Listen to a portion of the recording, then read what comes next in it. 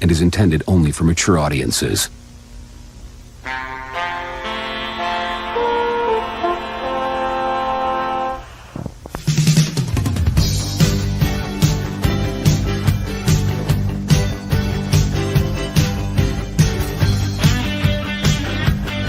This is the real mistake, but Mauler's here as well.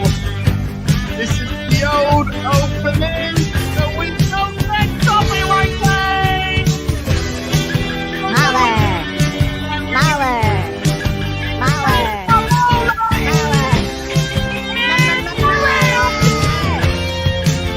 I'm a proper fan!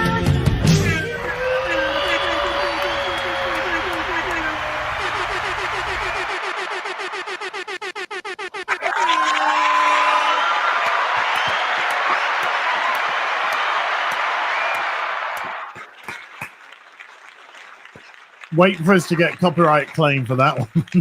Shut up! For that one as well. Hi, everyone. Welcome to the Real BBC bagging, boarding, and chatting. There's going to be plenty of chatting today. Lots of bagging and boarding. I got my bags and boards ready. Oh, this is such a beaut. I can't wait to talk about this one. The Silver Surf Her. The Silver Surfer, the one with the, with his balls encased in silver. Stanley Jack Kirby, first print, Fireside. This thing's fucking great. And of course, well, I guess we're going to talk about how Marvel's completely fucked. Yes. Sure. They are completely fucked.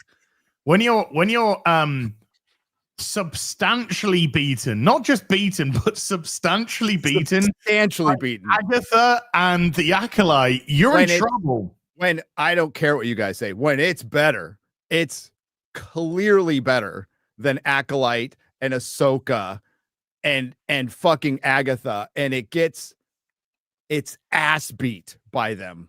Mm-hmm. Well, that's where you start talking about superhero fatigue. Oh yeah, that's where you fucking start talking about. You were gonna say it's worse than Acolyte. Come on. No. At the same time, which one would you have right now?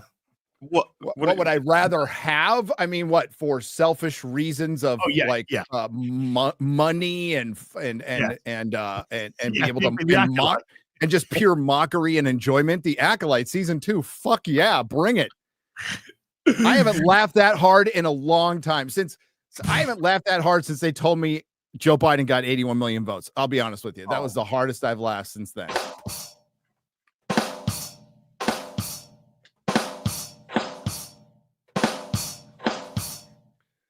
Are we buffering? No. Chat says we're buffering. Chat's buffering. Oh, wow. That's who's buffering. Chat. Hey, chat, I don't blame you. We're buffering. You're perfect, as you always are, chat. Stop lying, chat. Panderer. Dude, stop. God, you probably like Daredevil as well. Welcome, Gary. I did. Gary. I liked the first 2 episodes of Daredevil unapologetically. Got problems with it, though. But, man, Marvel's fucked. They are so fucked. And listen, on Friday Night Tights, I brought this up. You guys weren't listening. Well, you were up anyway. You claim you're not up, but you're always up and listening as. Don't deny it. To where? To what? Don't deny it. Whatever. But I brought up on FNT, I'm like, the one thing I'm noticing is nobody gives a shit about this show. Like, for me anyway, it didn't trend on Twitter at all. Like, at all on its opening night. And I follow a bunch of Daredevil shit because I'm a Daredevil fan. And that was the only stuff I was seeing was like, the manwithoutfear.com and stuff like that. But other than that, I wasn't seeing. And I'm like, feels like nobody cares. Well, we'll get into that. Let's say hello to Molly first. Hello, Molly. Hello, Daredevil Morning with shit. How you doing? I'm certainly more in the court of Morley with this one than Gary with this one. It was but I'm sure if we look at our contract, we have to agree on everything. So fingers crossed by the end of the show, we will have reestablished the echo chamber on this one. Morley, welcome. Well, first of all, let's talk about Daredevil Born Again before we go into the ratings, which are absolutely abysmal. I was not a fan. I didn't detest it, but I didn't like it. I thought there was massive problems with it. and it was a show that was essentially being carried by two characters, Charlie Cox and Vincent D'Onofrio, while there were other characters. Why? Doing what? Why do I care? They were just there, and we're suddenly meant to pretend that they're relevant for some reason. We're being told that his partner in the law firm is great and amazing. Here, look, go on a date. That's your girlfriend now. Okay, you told me so I guess she's my girlfriend. Vanessa is better than Kingpin. She's running things better than Kingpin because you just got to undermine probably the best character in your whole show.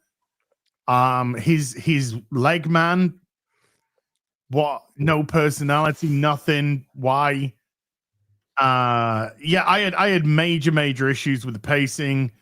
It felt like Disney Marvel were wearing a skin suit of Netflix. It was like, let's try and do an impression of the Netflix show while shoving in the Disney Marvel stuff, getting rid of the characters which people like, because Karen and Foggy are gone within the first 15 minutes of the show. Foggy is meant to be coming back for it, but I don't buy any of this. They're gonna be back in season 2 bollocks. You know, I don't care. It's what you're doing right now that I care about. If you're bringing them into season 2 for whatever reason, that's fine. But I'm not going to be like, oh, okay, well, I better just deal with this until season. No. You got to show me something. Now we do know. Well, we have been told that they are repurposing the shit episodes that before down. As somebody who likes it, I would still argue that's not an excuse. Oh no, I'm not saying that this is an excuse in any way, shape, or form.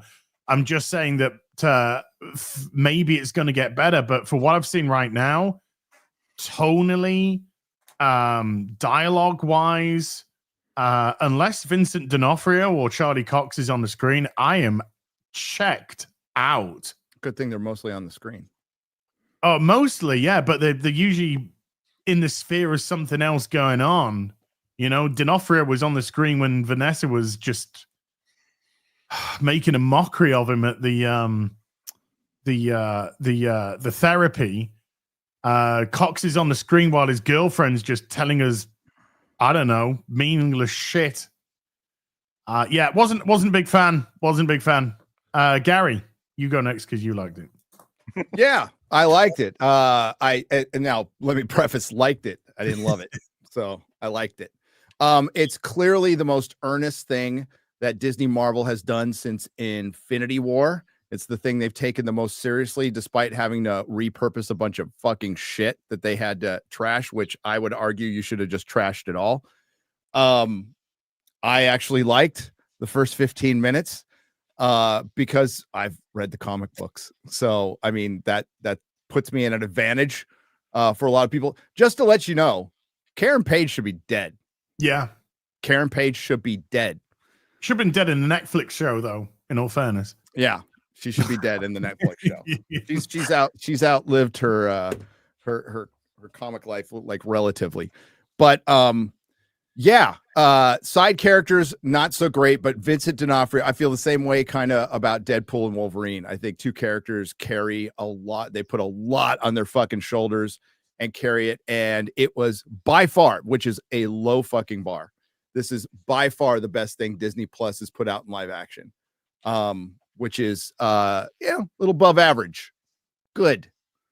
Not great. Decent. And I think we'll see what happens, but I'm willing to give it enough chance because I like Charlie Cox and I like Vincent D'Onofrio. But it's hard to argue that what has been done to Kingpin in Echo and Hawkeye, which I've watched all of, by the way, is something you might not be able to come back from, and looks like the data has come in. But I'm a huge fan of the Netflix show. It's my favorite thing by Disney Marvel, not by Marvel. That would be Spider-Man 2. But I thought Charlie Cox, Vincent D'Onofrio did a good enough job. Foggy's death, he ain't fucking dead. I know. He's not dead, but you're right. He's not going to be in the rest of the series. Yeah. And Karen, and the one thing I was curious about is Karen going to be back? And she's not back until much later. So we're having to rely on Kirsten McDuffie, who I fucking hate. And she's in some really bad comic books. And if that's the direction they're going to go, man, it's not good. And it could be bad in ways you guys even haven't thought of. But if they go lean into the Charles Soule Muse stuff, it's actually pretty good. We'll see. But I liked it based on Charlie Cox and Vincent D'Onofrio's performances. I liked Cherry didn't bother me. Kirsten McDuffie was terrible. Michael Gandolfini as Harry Simpson was fine. Vanessa was probably, they treated her like number 2 in fucking Austin Powers. That's the first thing I thought of Mahler when she came in. She's like, I've made our business legitimate. Now she didn't say that. She said bulletproof. So we'll see. But remember, that's all stuff Kingpin built. Yeah, but they had to. Anyway, no, we're going to this later. Morley, your take. You sure you want this, As? Oh, yes. Oh dude, my I'm God. ready. I've got my lotion and I've got my cock in hand. Good God. Dude, okay, before you start, Mahler, just to let you know, I had arguments like this for shit I liked. The customers came in and would team up on me like for hours. Like fucking telling me how raw, and I'm just like, okay, so this Gary is normal. double team for hours confirmed on the real BBC. Oh, it's confirmed. Can I just say, actually, me and Frankie decided to rewatch Daredevil 2003 recently. Oh, the director's cut? Yes. Yeah. Oh, good movie. I like it. Good. Yeah, Okay, no, Elektra is director's shit. cut. Elektra is fucking shit in it, but the Foggy stuff with Jon Favreau in the director's cut is expanded, and it's so much better. I love Michael Clark Duncan's Kingpin as well. It's pretty decent. Yeah, it is. Not gonna lie. Anyway, Yeah. Needs to be a 4K of the director's cut. Of the fuck movie. yeah. Hell yeah. All right. So the way I see Daredevil Born Again is that, well, and full context, I think the same hour I finished rewatching the original stuff, I moved into Born Again, so it was very fresh. And so and they treat it that way, right? They've built this to be season 4 essentially. It takes a lot of continuity. They have. That's a high bar that they're never going to pass ever.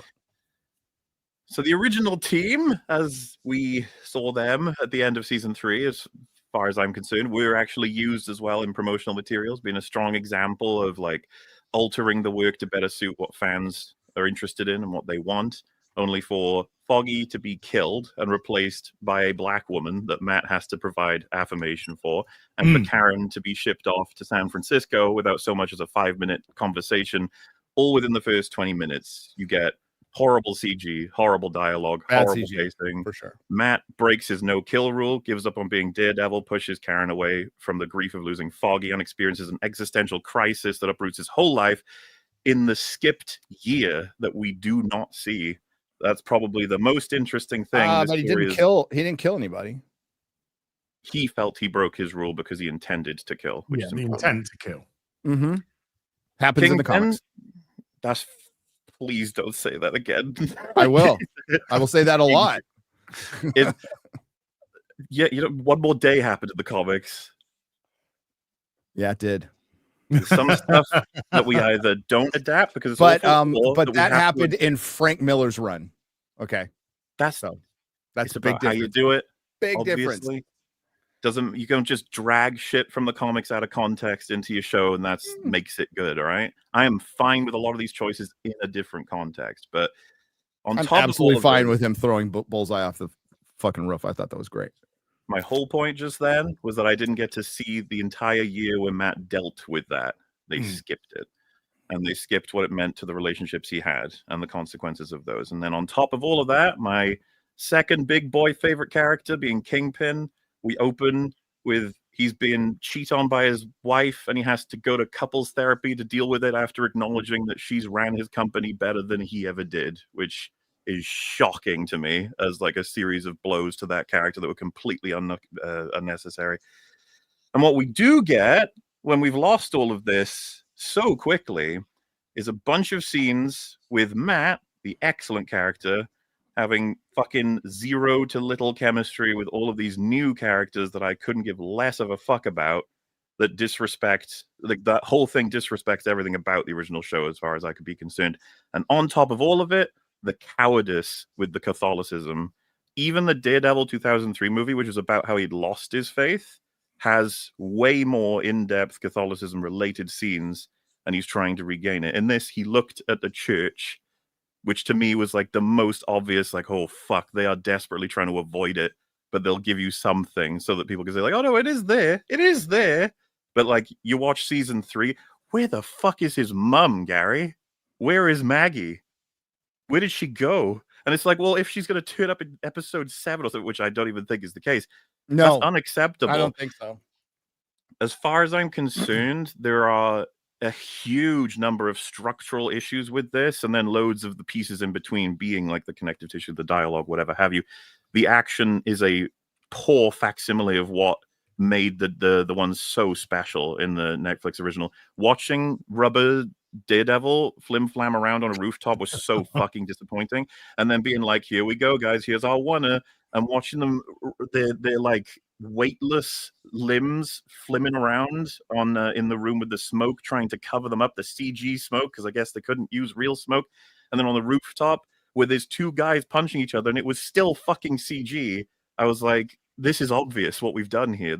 We needed to make that scene because that's what everyone expects us to do. We need to have Karen and Foggy because that's what everyone expects us to do. And it got to the point with me, you mentioned, I think you said something like that. This is probably the most sincere or the most like, you know, that they've ever tried. Yeah, it's not filled with a bunch of fucking Marvel humor bullshit.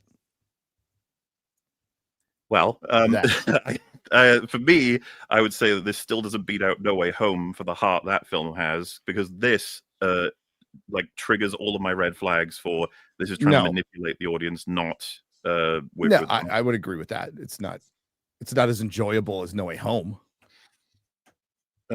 I'm very much against it. However, I've heard it gets better, and if it does, I will happily rate those future episodes better, but I don't think there's anything future episodes could do that would make me say, oh, you know what, episode 1 and 2 are actually pretty good. No, and that's fair. I mean, I'm going to judge every episode based on the episode. So I'm going to judge tonight's episode tomorrow, judged on based off what I see. But no, it's not going to change my opinion of the first 2 episodes. I don't think the next few are going to change anybody's opinions. No, neither do I. That based on what I've heard, because it does. Again, this cannot be used as an excuse. If you guys don't like it, you don't like it. It doesn't really start getting going until like 6, because that's when the new showrunner like basically was free to start writing what they stopped integrating the older episodes, and it becomes his show, right? Dude, there's Kamala Khan references coming. There's Kamala Khan's dad coming in episode 5. Do you think anybody's going to respond well to that? Like anybody? Nobody's going to care. Nobody's going to care. I like the White Tiger stuff. Know who it is. I think I want to see more of the White Tiger stuff. I'm confused as to okay, hear me out. I'm confused as to why he should give a shit about White Tiger. Because he got himself involved in some business, and through that, a crooked cop, he didn't know he was a crooked cop at the time, but a crooked cop falls in front of a train and dies. To me, it's just like you're kind of asking for trouble. Oh, so he should go to jail for the rest of his life because the guy tripped? No, but I didn't say about murder, but I mean, there's things like negligent death or death by misadventure or potentially even manslaughter. Well, I'm curious as to why there was no cameras in there. That would be Well, that was my. I'm like, wait a minute, there's cameras everywhere. And maybe they were turned off, and they should have mentioned that, which they didn't. Because the White Tiger stuff, we literally just got a CCTV camera of, hey, look, that guy's doing good. That's your build up for White Tiger. I'm just like, yeah. Well, it doesn't help. The guy's dead. The guy who played White Tiger's dead. He died in real life. They dedicated the episodes to him. Yeah. Oh. I guess he's not coming up for season 2 then. No. My they probably won't have a problem recasting him. What's it? My skeleton almost cringed out of my body when Matt in defense of White Tiger, said he wasn't even wearing his magical amulet. Yeah.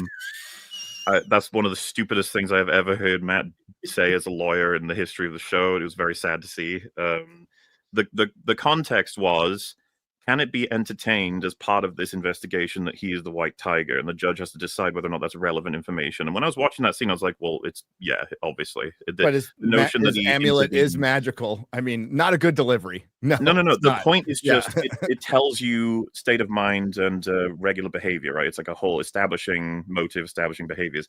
So knowing that he is a vigilante who regularly involves himself into fights that he's determined should end a particular way, that's explicitly 100% relevant. And some fucking how the judge decided it wasn't, even though the judge was like poised against Matt. I didn't understand that at all, like right and wise. And then secondly, they just casually announced in that conversation that they're all now aware that he is the White Tiger, which is huge. That'll be a whole case on its own. He has to be now like the whole reason we need secret identity is because he's already in trouble with like police for having been a vigilante. I was just like, wow, we're just talking about how whether or not that plays into whether or not he killed this cop or deciding it like a guilty mind and all that sort of stuff. But I was just like, this would be huge for him. His life is going to be over because he's going to be put in jail for being a vigilante now. They've got all that footage of all the shit White Tiger's ever done. Yeah, and Kingpin is running on an anti-vigilante platform. Can we talk about that? Yeah. How much that doesn't make any fucking sense at all, that they chose to have Kingpin run on an anti-vigilante platform to become mayor when he's the one who famously corrupted an FBI agent into pretending to be a vigilante to destroy a vigilante. Apparently, the world has forgotten about that. Maybe it was during the blip. Maybe it was Doctor Strange. I don't fucking know. That's like next level pathetic to me that they can't even remember the events of. I would have mentioned it. I would have just gone like the No Way Home route, and there was like some side effects from fucking Doctor Strange's memory thing at the end. Which, come on, this is it. I don't even know what they're doing with the show. Because from what I can gather, this is not meant to be a continuation of the Netflix show, but it is a continuation of the Netflix show. That's where it gets that. It's absolutely supposed to be, which muddies the waters because now you have to pigeonhole Kingpin into a fucking thing that you could have just ignored. Let's be clear on this one. Marvel would be better off if they had not brought Daredevil and Kingpin into TV shows. If they'd have just left them out, they would be better off. Period. Putting them in those shows to lure people into those shows was a huge fucking mistake. Huge. I completely agree with you, but like they didn't need to fuck this up so hard. He could have been running on any other platform. And then, of course, the other criticism would be, how in the fuck is he going to become mayor when the whole controversy of season 3 was that he was arrested and he corrupted all of the institutions from within? They cleared it all out at the death of many different innocent people and, you know, trying to take down Bullseye, who knocked out a bazillion innocent people, including the execution of a priest in a church, by the way, in a very public way. All of this shit happened. He goes to prison. Remember, Foggy makes a speech about how this will fucking never happen again. Like, then they elected a Democrat and everything was corrupted again. That's what happened. President Dylan Mulvaney from Secret Wars fucked everything up. It's all scrolls, Mahler. It's all scrolls. Like, scrolls. Like, honestly, I just would have thought this would bother you so much more. The fact that they even said that Vanessa ran his company better than him. And that did bother me. That's why I said it felt like fucking number 2 when Dr. Evil comes back. Number 2 is great in Austin Powers. It's funny, but like it's not funny. It's great in Austin Powers. It's not in Daredevil. I didn't make that sound like a compliment because at the end, number 2 gets fried for crying. He's like, "You never will." Yeah, that's great, by the way. Our EFAP movies on that coming soon to I can't wait. Channel near you. I can't wait. Filmed in 2023. 2 maybe. 2 maybe 2 or 3. It's one of those. We can downright do another one. This has started out better than any Disney Plus series, and the fact that I'm like somewhat interested enough in Charlie Cox and Vincent D'Onofrio to see what happens next. It's not like I'm chomping at the bit. Fucking what episode 2 rolls around tonight? Is it tonight? Yeah. Nobody's gonna care. What episode? Nobody's gonna. So here's the episode thing. 3. Sorry, 3. What episode do you say that we should expect a turnaround? Oh, around 7. 6. 6. So, I was now. This is what I was told, but like, let's be fair. I was told this by the guy who said Doctor Strange mom was awesome. So, well, you know, and they were really happy with the Thunderbolts. And this is the same guy who said that. He's also the same guy who told me that Henry Cavill is going to be in Deadpool Wolverine. But he definitely comes at it from a much more, he works for fucking Marvel point of view. I'd say he's pretty critical for working for the place, but I went into this series wanting to like it, and the show just kept talking me out. It just kept talking me out of not liking it by putting in all this fucking bullshit in and these shitty characters and these crap lines which just undermine everything. And I'm just like, Charlie Cox isn't even dominating his own world. No. Kingpin's not dominating his own world. So why the fuck do we care about anything? Well, that's the thing, man. Like, even if Foggy comes back, because it's revealed he's not dominating his own world. He became mayor. His wife stepped aside immediately. All those people walked the fuck out of the room when he showed up.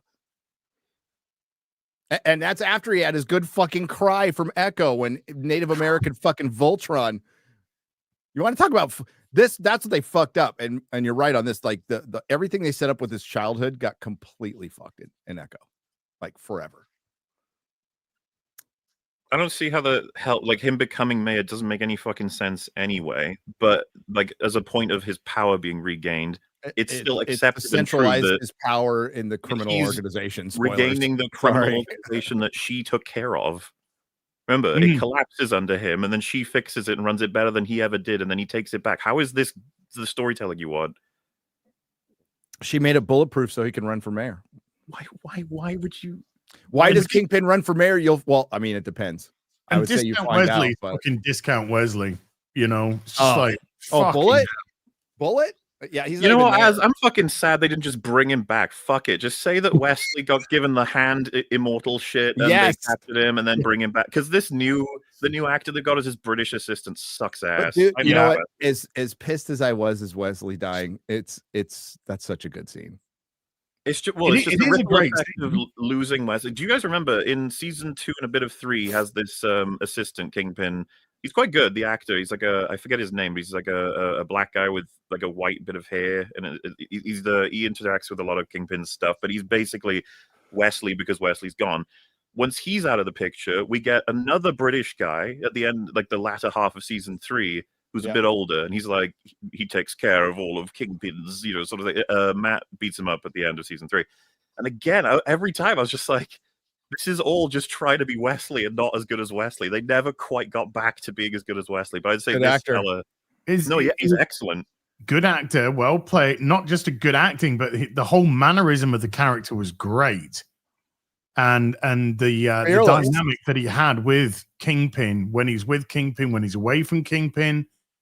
That's really that's your difference in writing. Like Madame Gao, before they fucked up Madame Gao, she was awesome. Oh yeah, I way prefer Madame Gao season 1 of Daredevil to Defenders Madame Gao. Defenders Madame Gao sucks. It totally sucks. But I feel like that guy had no presence either. The fucking weird Chongo assistant who's suggesting TikTok shit. Michael Gandolfini. Why is he? He's fine. What's this character? Oh, is he meant to be the Zoomer generation? Yes, he's Harry Sison, gay dude.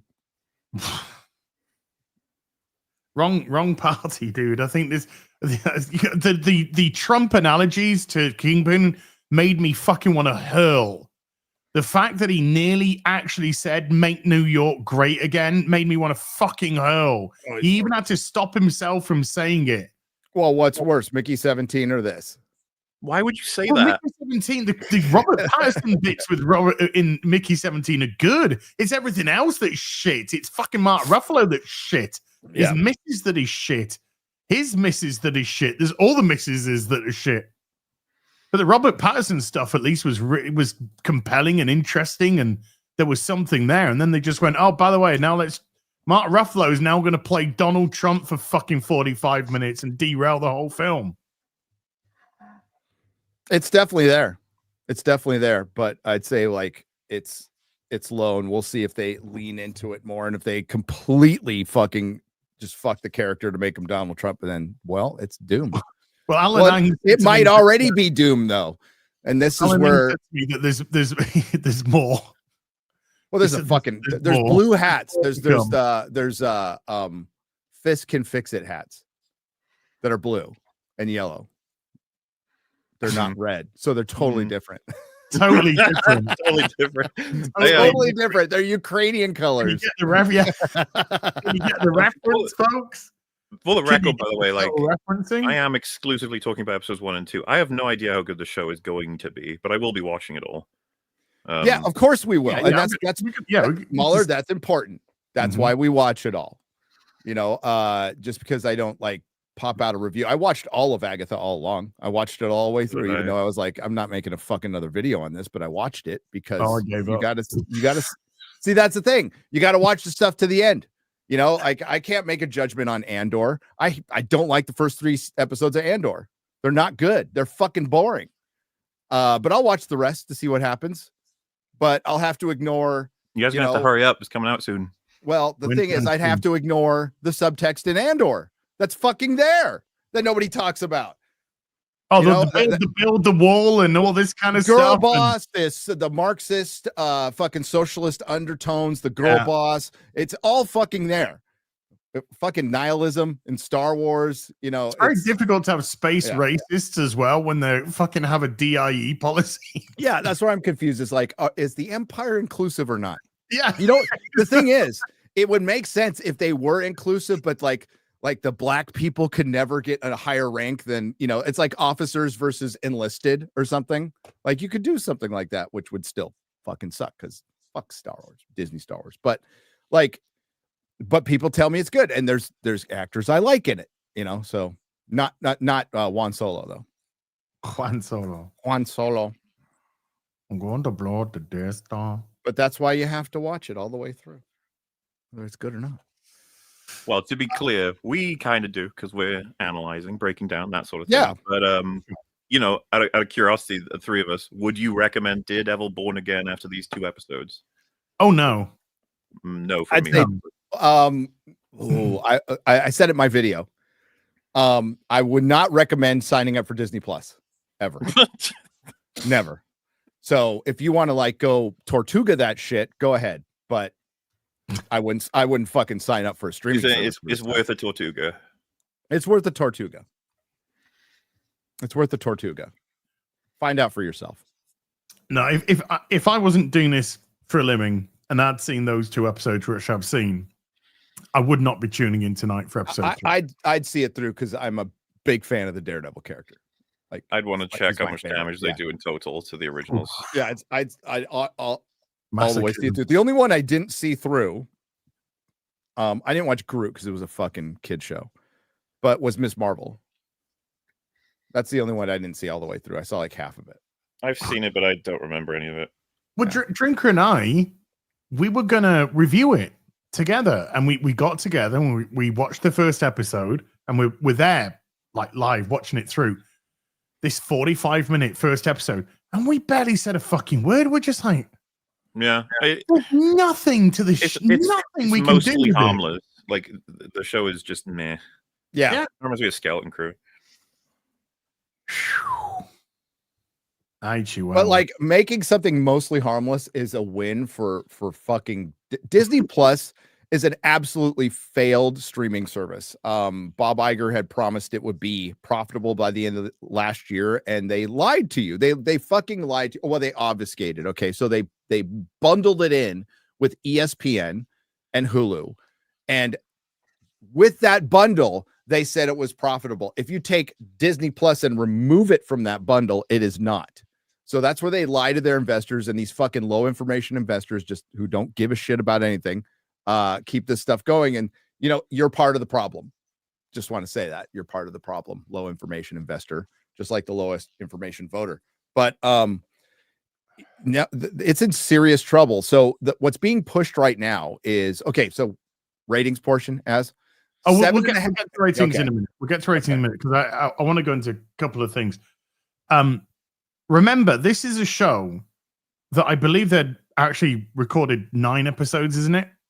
It's 9. Yes. 9 episodes or so. And they were told to shut it fucking down. Yes. They used the strike as an excuse to shut it down because Charlie Cox and Vincent D'Onofrio, amongst many others, were like complaining. We're like, this is not what we signed up for. This is not good. And they've been public about saying that. But it was much worse internally. Like they were getting the dailies back and stuff, and they just knew from day one, but they couldn't really stop it because of unions and because of contracts. Once you get something going, you can't just shit can. You have to have a good reason to shit can it. Plus Kevin Feige being spread too thin. But then the strike happens and they have an excuse to shut everything down. And they did. And they retooled it the best they could. And that was the same summer. And then the following summer, they bring back Robert Downey Jr. and the Russos. We'll get to why bringing back the Russos might not be the best idea in the world. Dude, I don't care. But if I'm kayfabing right now, I am fucking worried for the Avengers movie. Oh, dude, because I don't think it's going to do well at all. I think Marvel's fucked. Yeah, I think superhero movies are in trouble.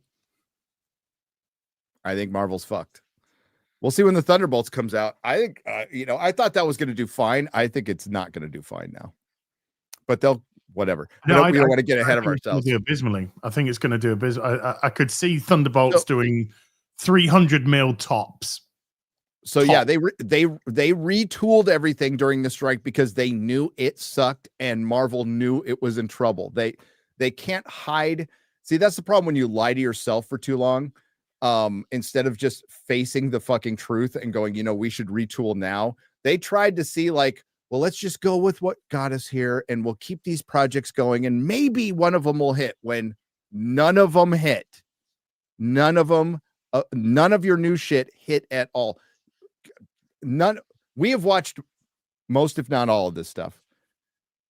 What the fuck was Marvel Phase 4 about? Destroying the legacy of the first 10 years. Yep. About what I got. Phase 5 was about. Same thing. Yeah. Same thing. What's Phase 5 about? Lesbian witches? We just had a Phase 5 entry just come out. What's it about? It's a brave new world. No idea. It's a brave new world. What's Quantumania then? What phase is that in? Phase 5. That was the beginning of Phase 5. That was the beginning of Phase 5. Oh, so Phase 5 is about don't be a dick, because that's the message from both Quantumania and Captain African American Commie. Because that's what they basically said. She says at the end to MODOK, don't be a dick. And then he says to Harrison Ford, don't be a dick, basically, up to your daughter. It was a good message. Is it? No. I'm kind of confused. So that's the message for Phase 5. Don't be a dick. Don't be a dick. Breaking news, everybody, from George R. R. Martin. Is he died? From CBR. No. Okay. I don't know if I'm going to make sure I don't dox myself here. From CBR. His update is, I have to finish the books. No shit. Didn't he recently announce he's making like a bar that's called Milk of the Poppy or something? Yeah. Yes. And it's like, cool, George. You do that. You go right George ahead, R. R. man. Martin offers update on final Game of Thrones novels. I have to finish the books. It's never happening, though. No, it's not. It's never happening, sir. So you're right. So they retooled the shitty one that they were fully on board with until some point where they weren't as. And remember She-Hulk was going to be in it? She-Hulk was not only going to be dude, She-Hulk, I told you the story and it's true. She-Hulk hit every metric to get a season 2. And the only reason it didn't was because of the fan backlash. And maybe Tatiana Maslany calling out the fucking CEO of the company too. You know what's getting to season 2 and didn't hit any of the metrics? Daredevil. Yes. Dude, they greenlit it and put it into production before they even premiered. Yes. Daredevil season 1. Yep. They were feeling really fucking good about this. I tell you what, these episodes from the new writing team and showrunner better be fucking golden.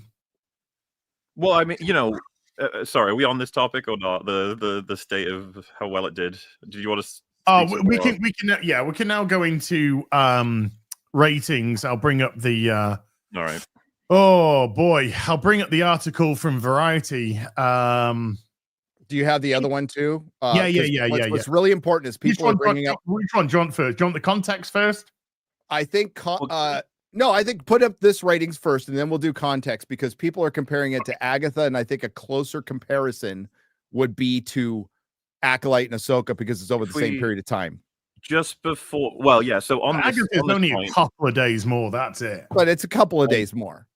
On this point, I saw a tweet for this, and I sent it to Friggy, and I was like, "What is your first thought?" And now the tweet said, #Daredevil Born Again has debuted with 7.5 million views in its first 5 days on Disney Plus with its 2-episode premiere, making it the biggest streaming debut on the platform this year. And it's the only streaming debut. I said that to him, and I was like, "What do you notice first?" He was like, "Why did they say this year?" Yeah. Because if they went last year, it'd be fucked. Yep. Yeah, it premiered. The year was 2 months old when it premiered. Making it the biggest premiere in March on Disney Plus. It's called Daredevil. How long ago did I say the biggest premiere of yesterday? It reminds me when my oldest son came home with his friend from kindergarten one day, and he sat down and he sits down to Melissa. He goes, "Mom, this was the worst day of my life." And she was about to correct him, and then she went, "Well, wait a minute. He's only 5. It might have been the worst day of his life. It might have actually been the worst day of his life." That's pretty much after the fucking Captain Falcon bullshit, I am actually getting really triggered by these stupid tweets that are like desperate to find whatever the biggest accolade is when they know. I know they know by making that the biggest accolades that they're like, "Yeah, this is doing shit." Yep. And the thing is, you'll see people replying to it like, "Oh, that's bitching. Yes, like amazing." You're just like, guys, can't you read? Like, why do you think they've said? Wait a minute. Harry Potter star joins OnlyFans. What the hell? I'm sorry. I'm looking to the right. Don't let her join OnlyFans. Wait, what? Harry Potter star Jesse Cave joins OnlyFans. Lavendy Brown is on OnlyFans. Holy shit. Post sensual hair videos. Sorry. Okay. Wow. Oh no. Back to Daredevil. Back to Daredevil. Let's move on. Daredevil Born Again, quote. That's the quote. Daredevil Born Again is the quote. Is the quote. I liked. What were they doing that with? With Captain America. In a Captain America article, they kept putting Captain America in quotes. Talking about the Anthony Mackie Captain. They kept putting it in quotes, and I'm like, that's good. That's actually well done. I think the only thing they can quote is the fucking title of the I know. Enjoy. Because they've done it for Paradise and Agatha all along, but okay. I guess you're supposed to. Enjoyed a strong launch on Disney Plus, according to the House of Mouse. According to Disney. Who said this? Who said enjoyed a This isn't attached to anything. It says it right there as it says according to Disney. No. It's according to Disney. The Marvel show drew 7.5 million views. Okay. So it's a different paragraph, so it doesn't exist with the first quote. Variety is saying that. This is Giovanni's opinion. Giovanni's opinion. Okay. Giovanni's okay. Giovanni. Which, by the way, strong launch doesn't feel very it's like strong launch, huh? Not like an amazing launch, like brilliant. It's like it's strong. It's not. It's very weak. It's not even strong, but yeah. No. According to the House of Mouse, the Marvel television series drew 7.5 million views in its first 5 days of availability on Disney Plus, with a view defined as total stream time divided by runtime. That makes it the biggest streaming debut on the platform this year. And also the only... Oh, wait. It's not the only one, because Skeleton Crew. Did that launch late last year or beginning of this year? I can't remember. When was the first... Gary, can you just quickly look... Gary, you look at Skeleton Crew. When did it launch? When did Skeleton Crew's first episode drop? I put you in timeout because you just kept using your fucking caps lock. Now you've turned it off, so you fucking learned to shut your fucking mouth. There you go. What was that about? Oh, some fucking whinger in chat who was just plastering caps. So I put him in timeout for 5 minutes and put no caps, and then came out going. It was me. I'm sorry. I like caps lock. December 2nd, 2004. Okay, so this is the only television series this year on Disney Plus. Yes. Well, you know what? If it had beat out Skeleton Crew, it would have all been like, so. No. Like, that's what I thought they were trying to do. I thought they were trying to pitch it against Skeleton Crew, but they couldn't even do that. No, this is Daredevil. This is supposed to do a lot better than Agatha, fucking Moon Knight, everything. It's supposed to do better than everything. This is supposed to. They had high expectations for this, and it did not meet them like at all. They should be a little concerned today. A little bit. Well, the Acolyte didn't get shut down, and Agatha didn't get shut down. I mean, admittedly, Agatha went through 58 different fucking titles and took way too long to come out. But the Acolyte's performance was enough to kill it. Yes. As time went on, see, it felt like the thing is, it fell off like hard. Mm-hmm. It fell off hard. Why Andor got a second season is because its audience grew as time went on. Yes. But it was still the second. It was still very low rated. Yeah, extremely. Yeah. The Acolyte did worse than Andor. The only reason Andor got a second season was the critical accolades. That's not right. You can't have a fucking streaming service that operates off critical fucking acclaim. You need to operate off what shows are bringing in subscriptions. And if they're not bringing in subscriptions, then the show shouldn't even fucking be there. Stop. There is not a single show that can bring in subscriptions at Disney. No, there isn't. Fucking it they all lost up. subscriptions. They lost subscriptions. There's going to be this thing churn, and the thing is, with these big streamers, there's a ceiling. There's only so many people on this planet. There's only so many people who are going to be able to afford streaming services. There's only so many people with fucking internet, and you're going to reach the top very soon. If it hasn't happened already. Netflix, which gained a ton of subscribers, just took it in the shorts in the stock market, and they're the king. So and Netflix is legitimate variety of shows. Yes, they do. Absolutely. Like they were there first, and they've made it through their problems, and they have figured out like we're just going to spam shit. Like that's it. We're just going to spam shit. Some of it's going to be good, most of it's going to be crap. But they're going to stop reporting subscriber growth. They even said that. They're just going to report profitability. Yeah, they're just hoping for stuff like Stranger Things season 1, Arcane season 1, Squid Game season 1, stuff like that where it just blows up. Alice in Borderland, but that Hellbound, they both did very well. But that I'm not even talking about good, last forever. I'm not even talking about good versus bad shows. I'm just the ones that get talked about, spread around, and rewatched. Because some of those are probably not even good. Maybe does Disney Plus? Well, I mean, I'm going to ask a dumb question. We all know the answer, but does Disney Plus have a fucking Squid Game? No. No. They have nothing. They have old stuff. What's Disney Plus's best show? Well, so this is the thing. The best they X-Men can do 97 is dragging new original shows. You asking us? Yeah. Because I was going to say their old catalog is filled with plenty of good shows. Oh yeah, sure. But there's like, what does that mean ultimately? No, I'm talking original shows. Well, as Gary just said, X-Men 97 is probably the best they've got. That's an original show, which is a carryover from a 90s series. So, what does best on Disney Plus is movies that have done well in the theaters do well on Disney Plus. Oh, and of course, yeah, I think Andor's a good show as well, but it's not one that's going to get them subs. No, that is the most hardcore of hardcore Star Wars fans still hanging on, who somewhat still give a shit about Star Wars. Holding out hope. Holding out hope. Got two hopes: Bob Hope and No Hope. That's what it's got. So yes, it's the biggest streaming debut because it's the only fucking show that has debuted this year. Disney does not regularly release viewership information about its streaming shows. Okay. So exact comparison. Except when they do.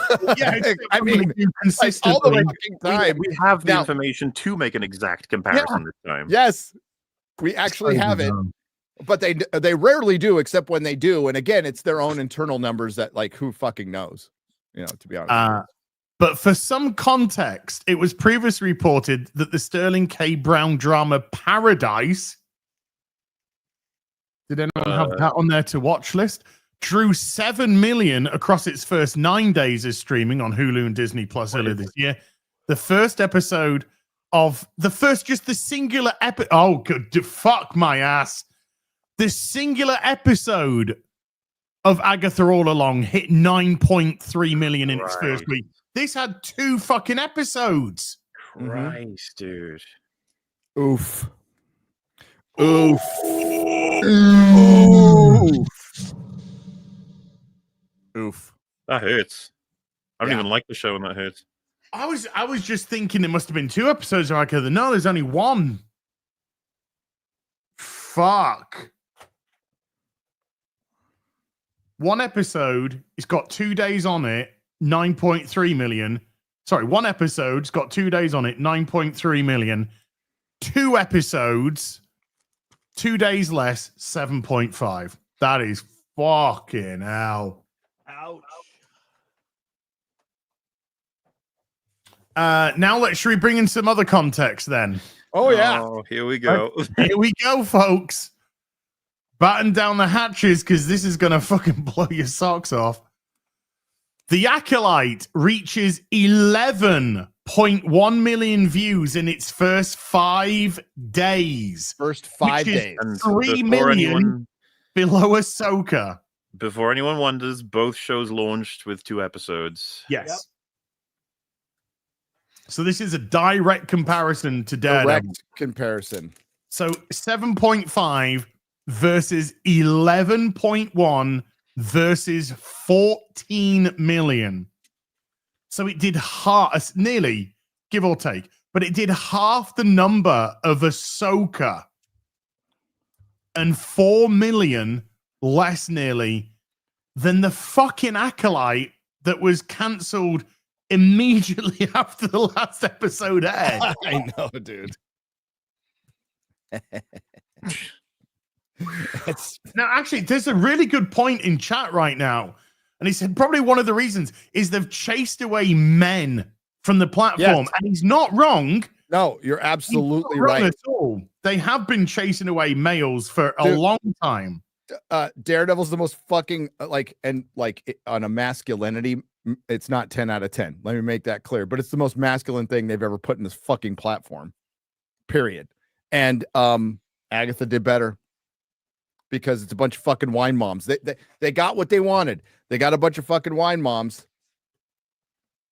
And when they want to steer it back into, okay, we want to do heroism and bring some masculinity back, I don't think they know how. And this is whether you like, okay, let me preface this because there is some nuance to this term, superhero fatigue. And people automatically go, no such thing. No such thing. It's bad movie fatigue. Yes, you're right. You're absolutely right. That's what we're experiencing. We are experiencing it right now. Like it's happening. I would disagree with you that they're attempting to bring back masculinity with Daredevil because all the characters are being subservient to women right now. Daredevil was subservient to women just because he complimented. His girlfriend is dominating his fucking relationship. His partner in the law firm is would just being law firm. They're the ones who are calling the shots. He's not calling those shots. He's being told what to do, and he's doing it. His name's on the top of the partnership, dude. It's on the top of the partnership. And at the end, he tells her, no, we're not going to do something this way, and she doesn't do it. So, although they have to compliment her first. So I would argue that. But Vanessa's running the empire. But Kirsten McDuffie's a fucking useless character that I don't like. And I don't like her from the comics. And she's about as stupid in the show as she is in the comics. His girlfriend, well, I mean, I don't want to spoil anything for you. Well, I mean, whether or not she dies miserably doesn't change. Like, Yeah, God, I hope so. I hope so. if She actually commits suicide in the comics. So if she died miserably or killed herself in the next episode, I wouldn't give a fuck. In actual fact, I'd probably be quite happy that she's out already. Comparatively to fucking Moon Knight or WandaVision or Agatha, it is definitely more masculine than those fucking shows. What are you talking about? Moonlight was great. His ex-missus went halfway around the world to try and find where he was when he went through his multiple personalities so she could serve him his fucking divorce papers. And you like the first episode. I like the first I thought we all thought it was okay, right? I like the first episode of Moonlight, and then my God, did it fall off a fucking cliff? It was I've potential. been looking for you. Oh, great! Now, And that show had great potential. That is my biggest disappointment. It's not Moonlight. It's Moon Knight. Did I say Moonlight? You said Moonlight. Moonlighting. I'm thinking Moonlighting. Sybil Shepherd, Bruce Willis. Hey, we got a good 1/6 scale out of it, though. We did. The Hot Toys. I think I got rid of mine. I think I saw. Really? Yeah. Oh, you sell them? Maybe. Oh. It's probably in storage. It's probably in storage. Yeah. Yeah, there's a I have a Loki. I know it's, dude, I saw it in my background in my San Diego office. Can't fucking find that thing for the life of me. Don't know where it happened. Which one? Which are you looking for Richard E. Grant Loki, or are you looking for the Avengers Loki? Avengers Loki. Oh, Like I've got OG. one still boxed up. Yeah, Mate. I got my Richard E. Grant, which is great Yeah. He was awesome in that show. in that fucking About- awful show. Yeah, and he went out like a fucking boss. Yep. Which was, that was the best thing that is potentially the best thing I've seen in a Marvel TV show is It's one of how them. Richard E. Grant goes out as Loki. It's might up be. there. It's up there. Not gonna argue with you. That was the only thing that actually I elicited an emotional reaction from me, But it wasn't anger. okay, outside of our sphere, back to this. Outside of our sphere, Daredevil's, for people who've watched it, pretty well received. It's definitely divided in our sphere. But if you go to all the metrics, pretty well received, and nobody's watching it. I'm not trying to play devil's advocate with you, Gary, but when you're getting down to the numbers that it's clearly got, the people who just don't give a shit no more are moving on. So Yeah, well, of course. So So let me get to my point. That's where the fatigue comes in. It's people like just don't give a shit anymore. When you say it's well received, what do you mean? If you go to IMDb, if you go to any of the ratings places, it's pretty well received. And pretty high audience scores. I would imagine the first outside of our world, the trailers aren't getting ratioed. I mean, these are all the things we look at before at other places. So I would say it's well received over other stuff, especially over the Acolyte, but it didn't perform as well. So the point being is, in the normie sphere, whatever's left of it, they're fine with it. But most people who would normally be tuned into Daredevil probably didn't even bother, probably didn't even care. I probably wouldn't compare it to the Acolyte. I'd be curious to know what the reviews on IMDb looked like for the first few episodes of, let's say, Moon Knight. I'd imagine those were pretty positive as well. They were. No, a lot of the early fucking WandaVision was off the charts. Yeah, I really enjoyed the first. Loki was absolutely off the charts, and that's why it got a season 2. Well, I think season 2 was relatively well received by a lot of people. Obviously, critically in review format, but it was. In our sphere, it was not. No, of course not. How could it be? It was a fucking disaster. But that's the whole point. Is the fatigue though? Like it's the people. Like it's the same. It's the same argument for the hoops you have to jump through. Admittedly, for the Marvels and even Captain America, which are both, I think, still stuck on the same percentage. I think a lot of those people did see the movie and wanted to go through those hoops and liked it, and they're just going to like everything. That's normies. That's what's going to happen. But that built-in audience that they need to rely on has been completely lost at this point, and they should be very worried. They should be very worried at the results of this. And now I think it's going to affect Thunderbolts. I would start questioning Fantastic Four. I would start questioning Avengers. I would start questioning everything. Like, the Russo brothers, we're going to talk about that in a second. They might not be the best pick to bring back, even though initially I said, yeah, it's probably a good idea to bring them back. But if you look at their body of work outside of Marvel, not very good. So, question for you both. Do you think the quality of this show has anything to do with its reception? Certainly. If people don't like it, I mean, like, that would probably argue quality from the people who've watched it. Well, you said it was well received outside of our circles, right? Yes. I've not even heard any chatter about the show. Well, I've gone to like the Metacritic and stuff like that. So where they have audience scores, and it's pretty well received. Whatever you make with that of what you want, but it's not like Acolyte, which wasn't well received. Acolyte was trashed from the first minute by everybody. By absolutely everybody. Loki trash from episode 1. Loki? Yeah. No, I'm not sure about that. No, Loki's got good audience scores. It was trashed by us, but a lot of people outside of it loved Loki. Yeah. And I mean, it's why it got a season 2. It did well. And then they fired the showrunner after the end of season 1. She left. She left. She quit. I heard she was fucking fired. Well, it was a director. They didn't really have showrunners back then.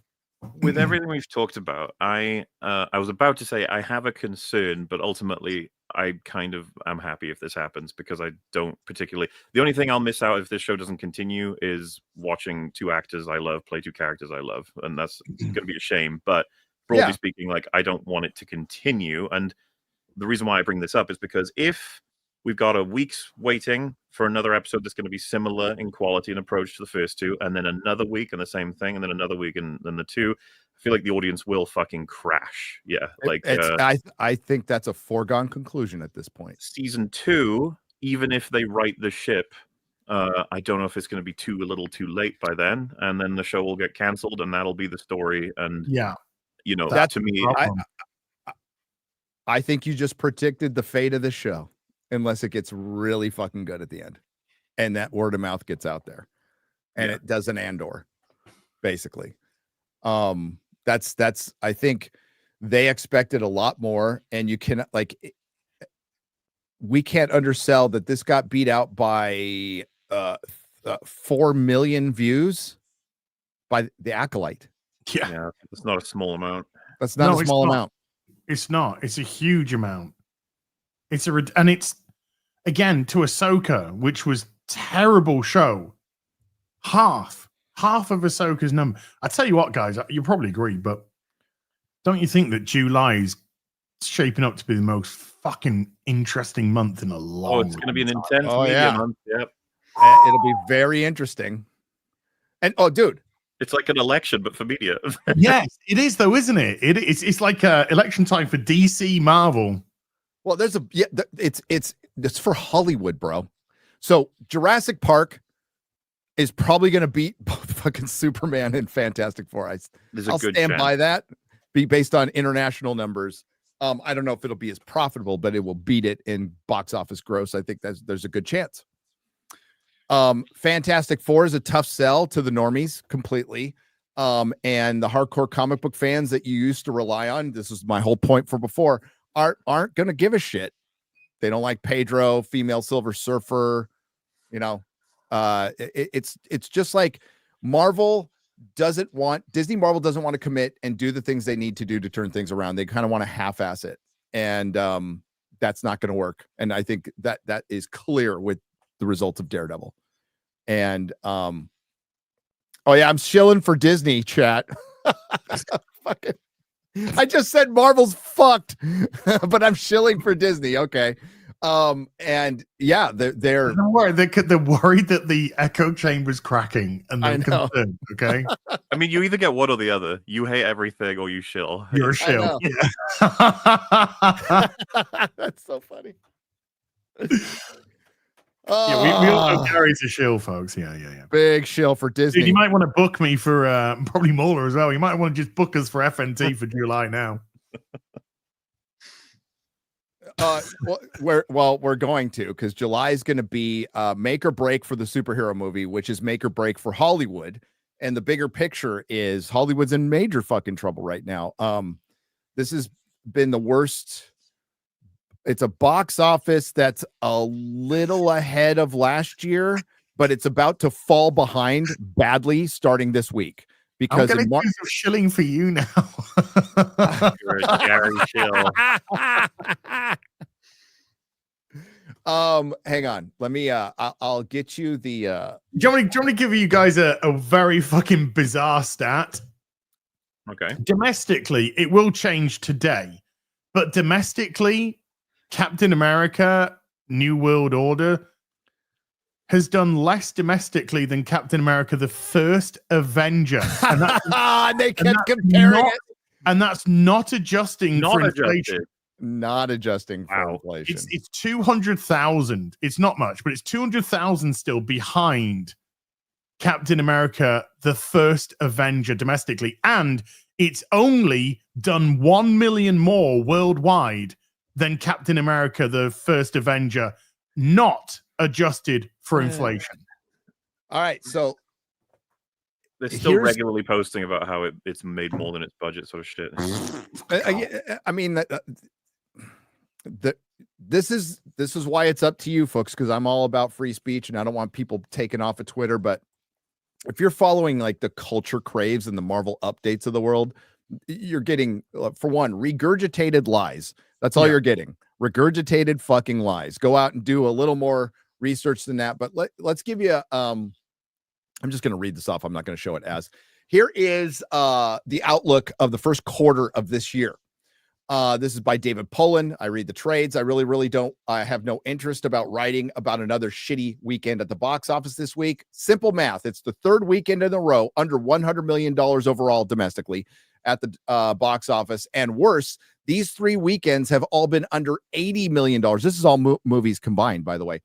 The most 2 recent, both under 55 million. We have only had one $100 million weekend in our first 10 for the year. Last year, we had 3 over the first 10 because March was loaded, in great part because of the strikes and movies.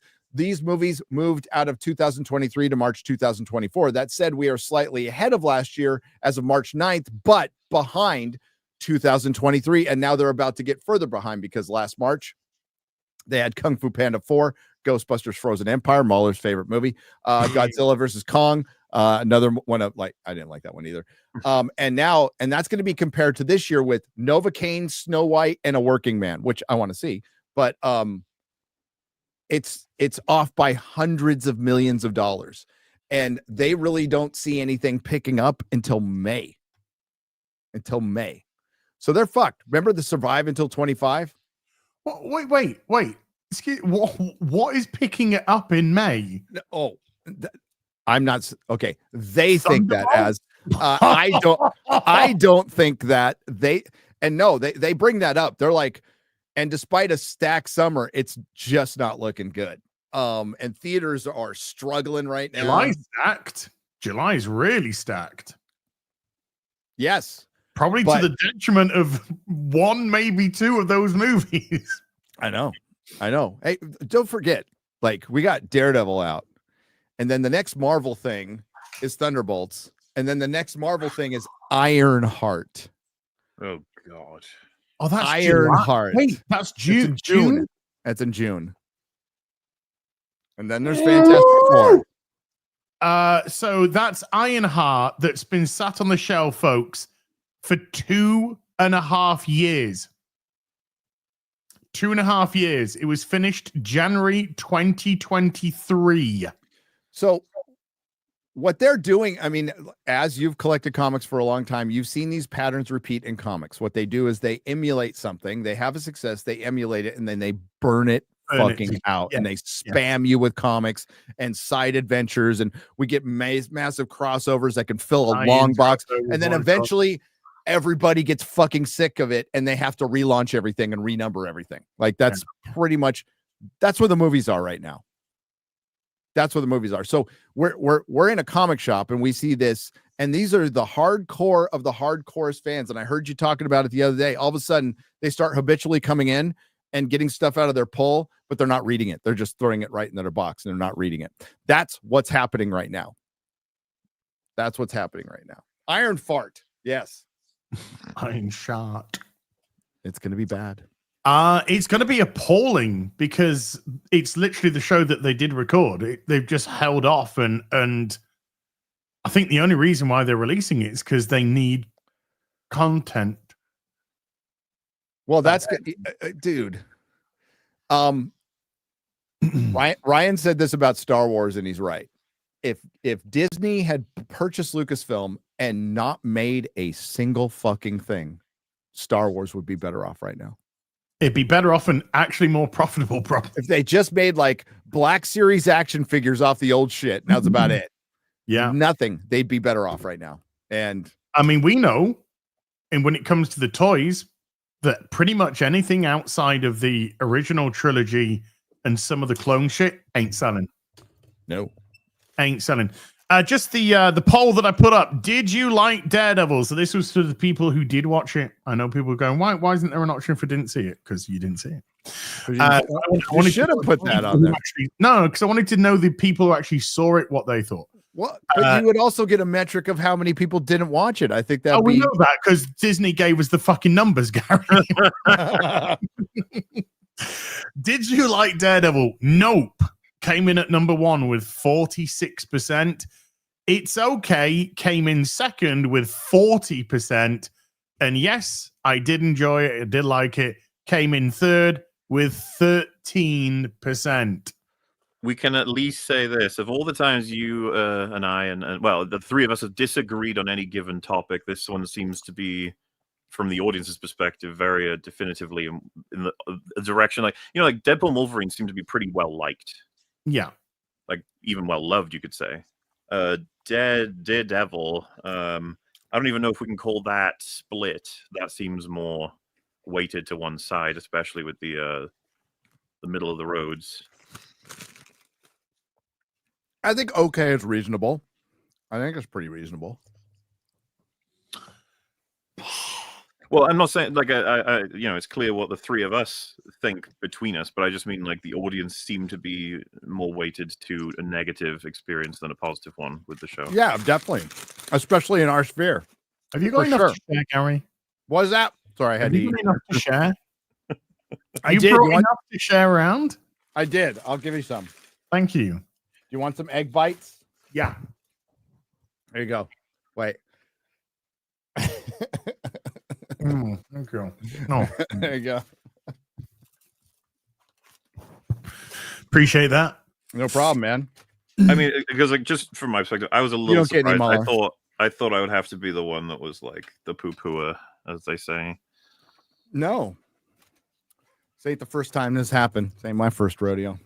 I when I was watching it, I got to say, when I was watching it, I was like, oh, please no. Don't. I was very pissed. It was the rubber people. It was because, by the way, like I said, you can kill Foggy and you can have Daredevil toss a man off a roof with the intention to kill and be good. Those things can be contextualized well. But when they did the 1 year skip, I was like, what the fuck have you just done? And you got, if you're going to replace them with good fucking characters. I mean, that's a legit argument. Like, if you're going to like and then put them all over the promotion, I thought Karen was going to be in it a lot more than she was. And Karen's a better character. Karen. Yeah. I thought she was going to be in it a lot more. It was frustrating because anyway. I say frustrating. What the fuck am I expecting? It's fucking Disney. It's Disney, man. Jesus, they could fuck up. They could fuck up a piss up in a brewery. Could Disney? They really could. I mean, like, people. Rob Liefeld, obviously with an axe to grind, but I think he's got a good point with Kevin Feige. It's like, for one, there's nobody to replace. You can't replace Feige. Like, there's nobody to replace him with. But like, you would have to start thinking about it at this point. Or you could just keep going like you did with Kathleen Kennedy, and everything's great over there. Oh, fuck you know.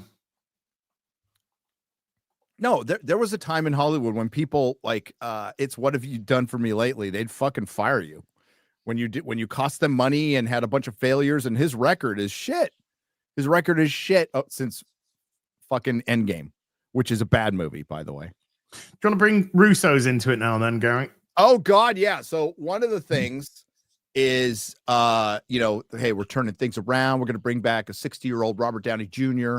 as Dr. Doom in a Fantastic Four movie with a female Silver Surfer at the end, so we can center some Avengers and just put in all the cameos. And we're going to bring back the Russos, because the Russos did pretty well for us. They directed some pretty fun movies, wouldn't you say, Mueller? One of your favorites. They directed. They directed Captain America: Civil War. I would say they did one of everyone's favorites, being Winter Soldier. Yeah, Winter Soldier. Too. At Civil least War. Infinity War. Infinity War. I thought Infinity War's good. Endgame was pretty pissy, but Endgame was shitty, and it had issues. So they've gone out and done their own stuff, and it's all kind of failed and been really expensive. Doesn't this kind of feel like a Wachowski vibe here? You know, chat. What was what was that Amazon series that lasted one season with Rob Stark in it? That was theirs. I never saw that. I know the one you're talking about. I don't know the name. Citadel, that's it. Citadel. Yes, Citadel. Thank you. Citadel got canceled. I think Gray Man, isn't that them too? Sure. Endgame is shitty. I'm sorry. Endgame's got good moments, but it's a shitty movie. Mm-hmm. It is. Sorry. I didn't think that when I first saw it. I'll never forget doing a review with Comics Division, and we got back and we're like, that was really cool and this and that, but this is what we got problems with. And by the end of the event, we're like, that wasn't that good. There's so many problems. They screwed up so much in that movie. They jacked up so much in that movie. So ultimately, it's got like fun little everybody's, like you got all the heroes. The problem is you're taking on a Thanos, not the Thanos that won. You're taking on another, like basically a variant. Fat Thor. Fucking Mark Ruffalo. I'm not even gonna call it Birkenstock Hulk. It's just Mark Ruffalo and Greenskin. Yeah. It's all muddy. The fucking all-girl scene. Captain Marvel coming in and getting a big superhero moment in that. Are you fucking kidding me? Dude, get this for a headline. This came out 17 hours ago. Outside of Marvel, the Russo brothers keep churning out one flop after another. How's that for a title? Well, so Electric State is a movie that I'm going to make everybody from FNT watch. That's actually based on it's like graphic novels kind of it's a book with art that's got a story. So I guess you could call it a graphic novel, but not in the sense of a comic book, right? It's pretty good. The book is cool. It's got cool imagery. The show, the movie. Do you know what another cool comic book, Gary? What?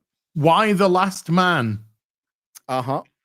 Do you know how that translated to the TV show? Well, that was all about timing, man. That came out at the warp peak. Like, if they had actually adapted that when it came out, it probably would have been fine. But like, by the time that came out, does anybody even remember why The Last Man came out? It was like it was a sought after property for a long time. I remember Peter Jackson came into my store, and what did he buy? All the volumes of Why the Last Man.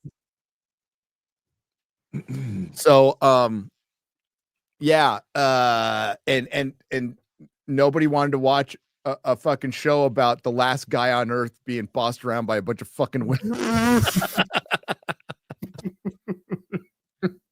And when you surprise, what, dude? Why the Last Man should have just gone. The end.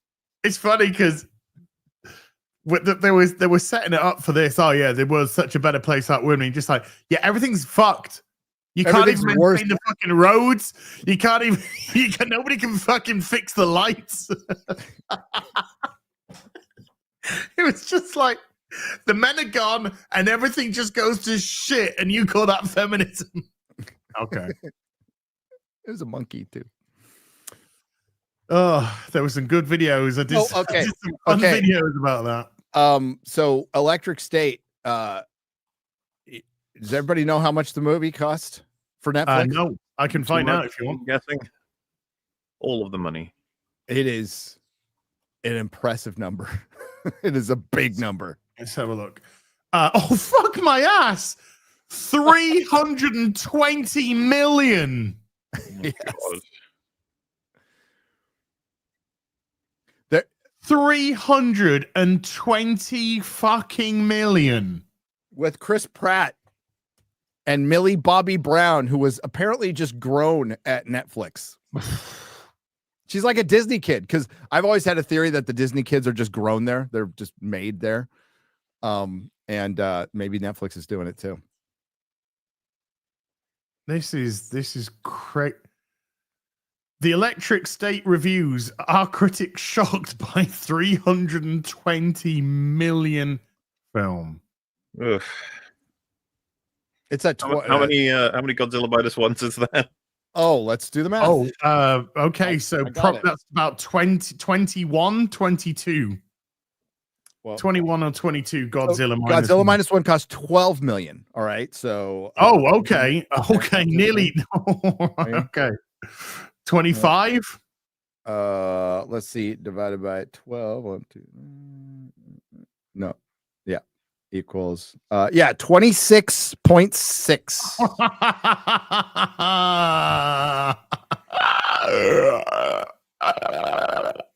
26.6 Godzilla minus ones. Jeez. That film had more heart in it. Had more heart in it than fucking anything I've seen from the West in years. In years. Or as you say, years. Years. Years. Years. Years. Years. Years, I am. Years. Years. Years. It's years. Don't make me play the puffer fish. No. Don't play the puffer fish. Spare the audience. Roof. Somebody said, say roof, Gary and chat. Roof. Roof. Roof. Roof. Roof. Roof. Roof. I'm a good dog. Roof. It's a roof.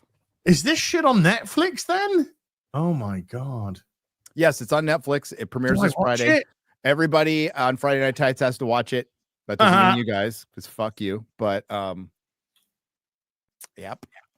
God, I hope it's 3 hours long too. What's the runtime on it? I can check. I'll bring up my Netflix now. So again, it's based on like a decent graphic novel, and it's just everything wrong with Hollywood right now. And I like Chris Pratt. I can't math. I don't have my Asian here, chat. But yeah, like corporate critics are not liking it right now. It's at like 22% Mahler on Rotten Tomatoes, but like sometimes we disagree with them.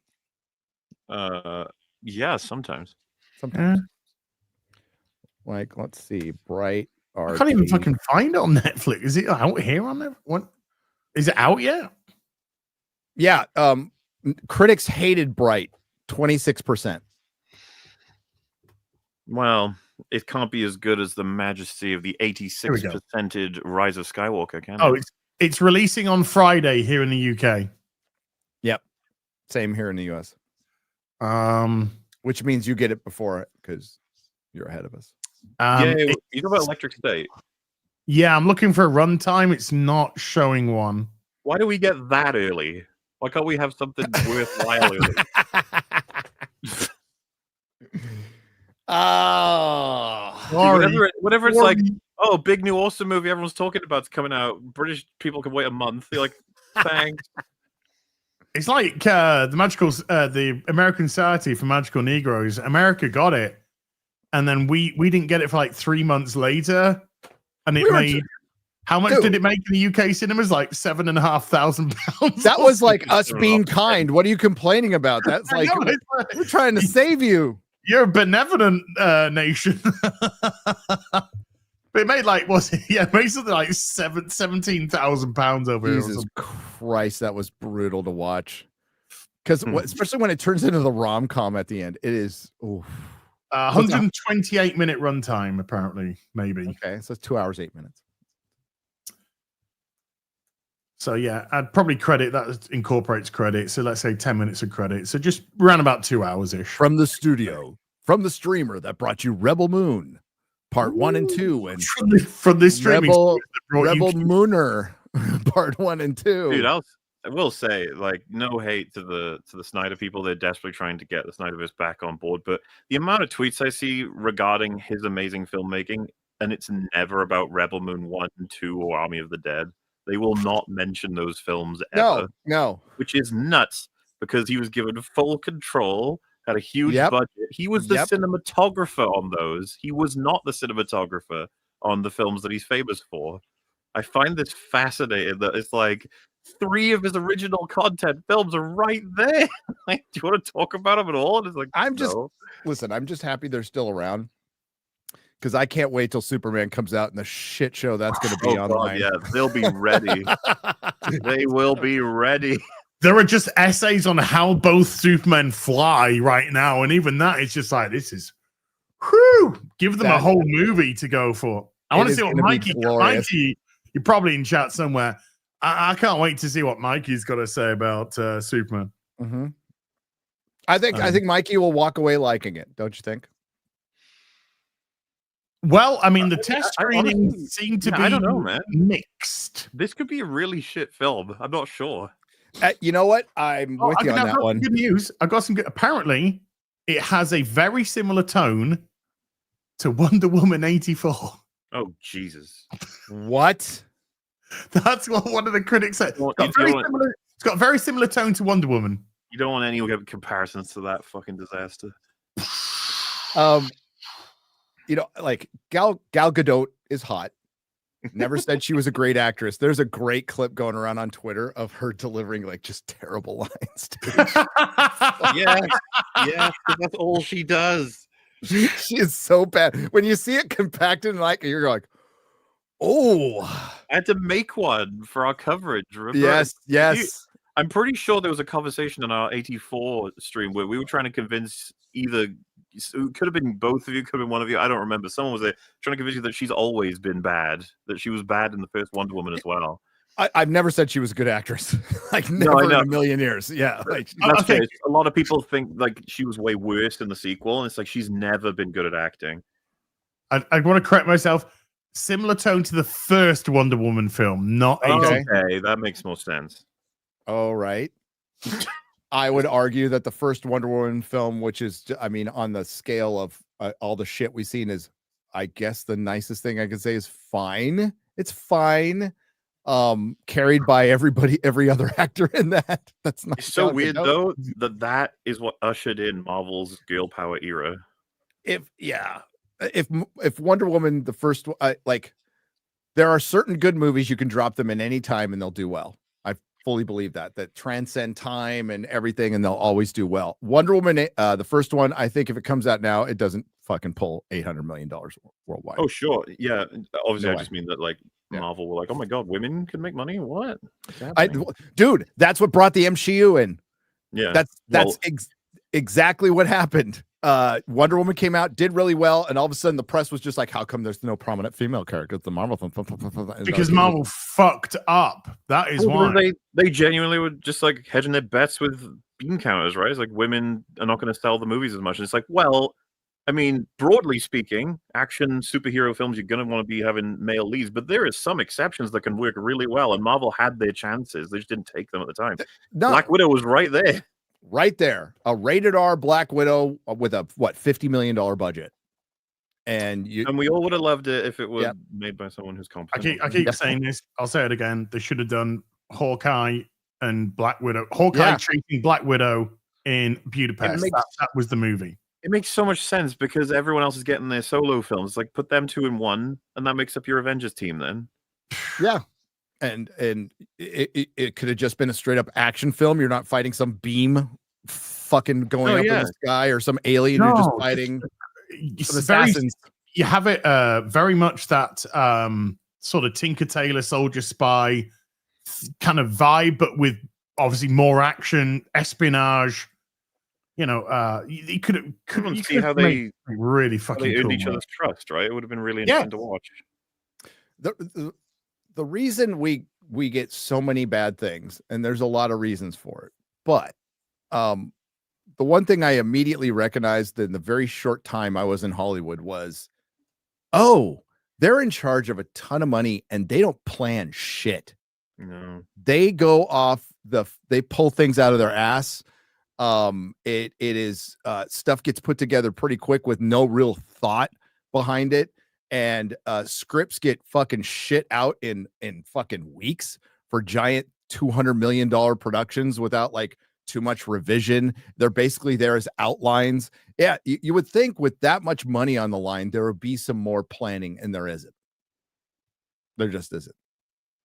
It makes you think, like, good God, how much money they could have made if they had done this properly. Mm-hmm. Same for DC, of course, who have been arguably more embarrassing the whole time. Sometimes it depends on what era you pick. Oh man, if that crashes and burns, that's the thing. July, right? July. Find out. I think we got a peak with Daredevil, Mahler. I mean, I was really, again, Friday, you know, I'm sitting there defending the show, but I'm also like, it doesn't seem like that many people are into it. It just doesn't, like, good or bad. It doesn't feel like that many people are into it. And if it were going to pick up, it needs to do it fast. Like, just running out of time already. It's running out of time, and this is a slow burn. So I think what you predicted is almost a foregone conclusion. We'll see, but I can predict. I doubt this episode tonight will move in the needle either way. I do. Well, I think we'll move it down. It might. One episode tonight. It's only one episode for the next 3 weeks. 2 weeks, and then there's 2 episodes. But you know what? If 2 episodes suck, that's not going to help either. So we'll see. Watch party tonight. But they put out these 2 episode debuts to pop a rating. That's why they do it. That makes you sound like to pop a rating and they can't be acolytes. I know, dude. That is some. There's the fact that like that doesn't get brought up in the fucking article is disingenuous. Is absolutely, because they are completely aware. How can they be tracking all this information and not make the comparison? It's the most obvious. It reminds me of the Ant-Man versus Captain Falcon shit. Like, how do you not compare them? Because you're purposefully not doing it to help. To help cover for the studios that pay for a lot of your advertising? And this is why you cannot trust, fucking Deadline and stuff. With casting announcements, you can mostly trust it because they get it directly from the fucking studios. But as far as anything that's going to be analytical objectively, not going to happen.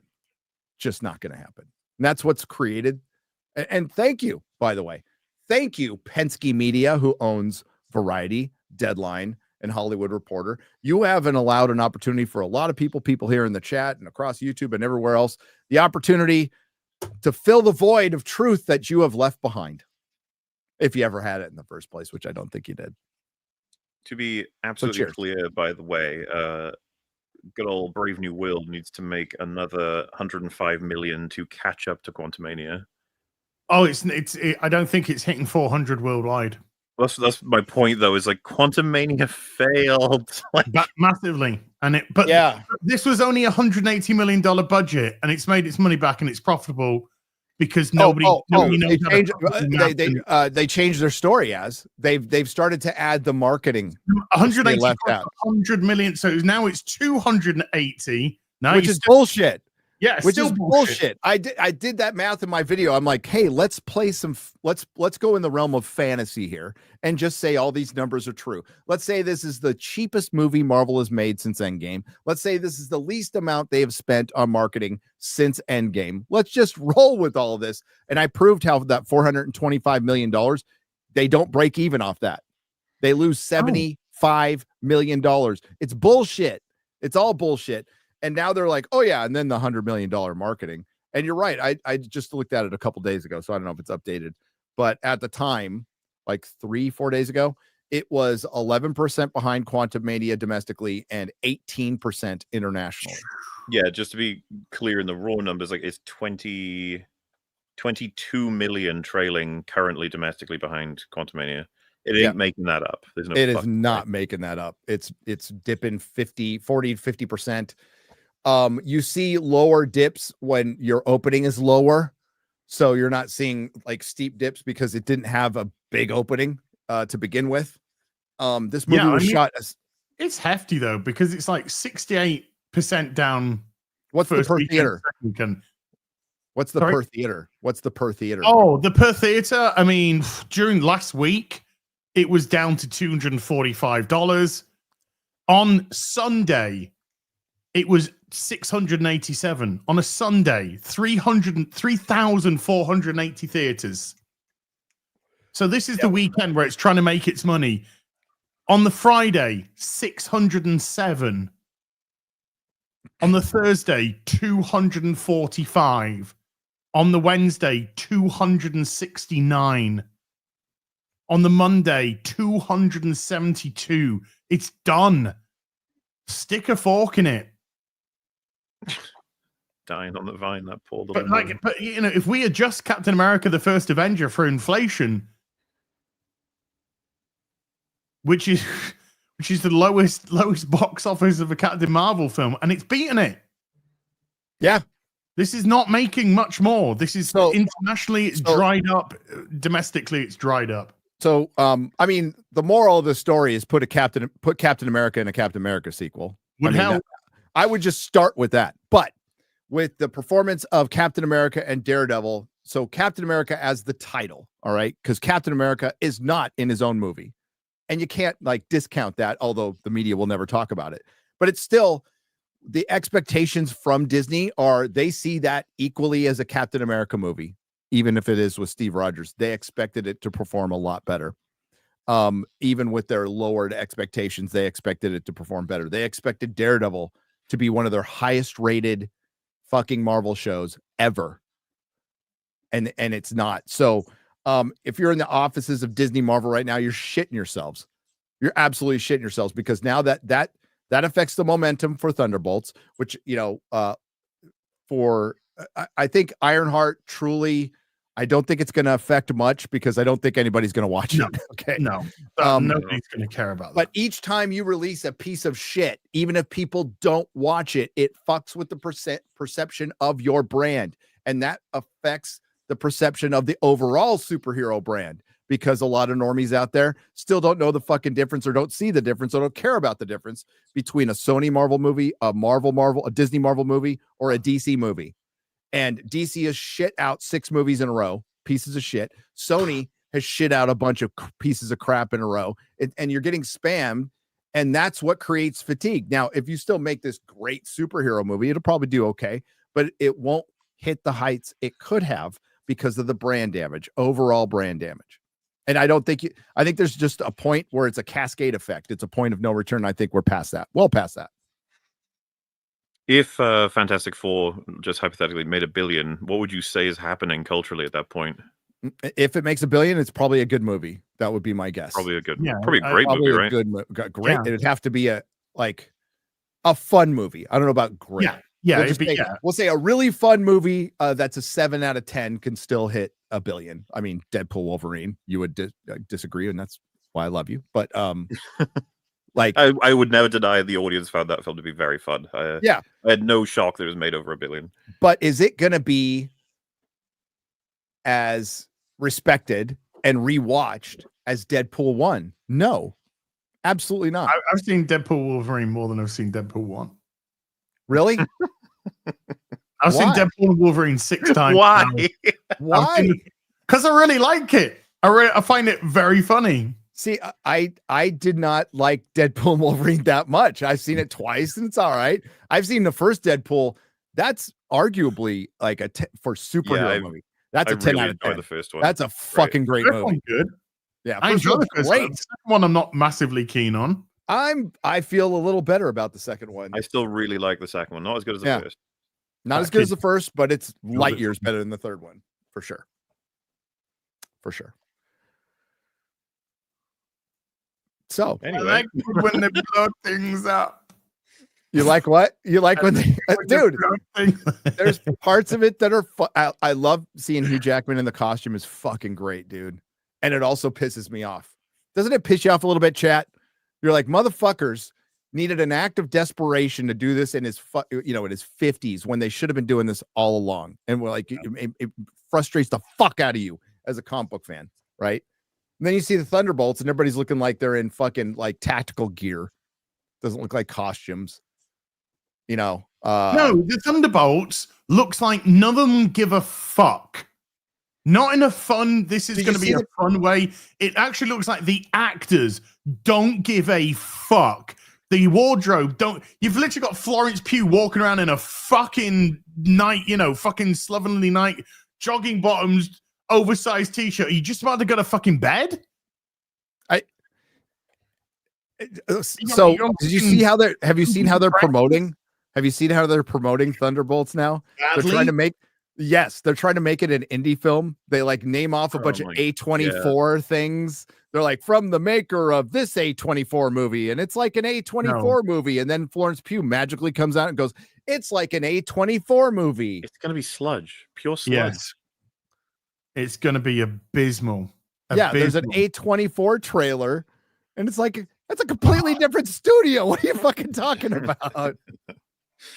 Oh, yeah. I was thinking as well, if Fantastic Four did like fail, I don't know what exactly that tells us about Avengers, because that is still a brand that is yet to, like, we can't be sure of what that's going to do. I think after seeing what's happened with Captain America, which nobody cares about, having heard in Captain America that there are no Avengers right now. Yeah. And Thunderbolt goes, the Avengers are not coming. They don't exist. The Avengers are not coming because they don't exist. They've been disbanded. They're going to build them at the beginning of the new Avengers. I don't think anyone's invested in the Russo brothers. Is that why Doomsday is going to be fucking 3 hours long? Okay. To play the most tiniest devil's advocate who can get squashed with one mere little step of a toe, Avengers 2012, one of my favorite superhero things ever, does begin with them assembling the team, right? It's not a team. They assemble it at the beginning.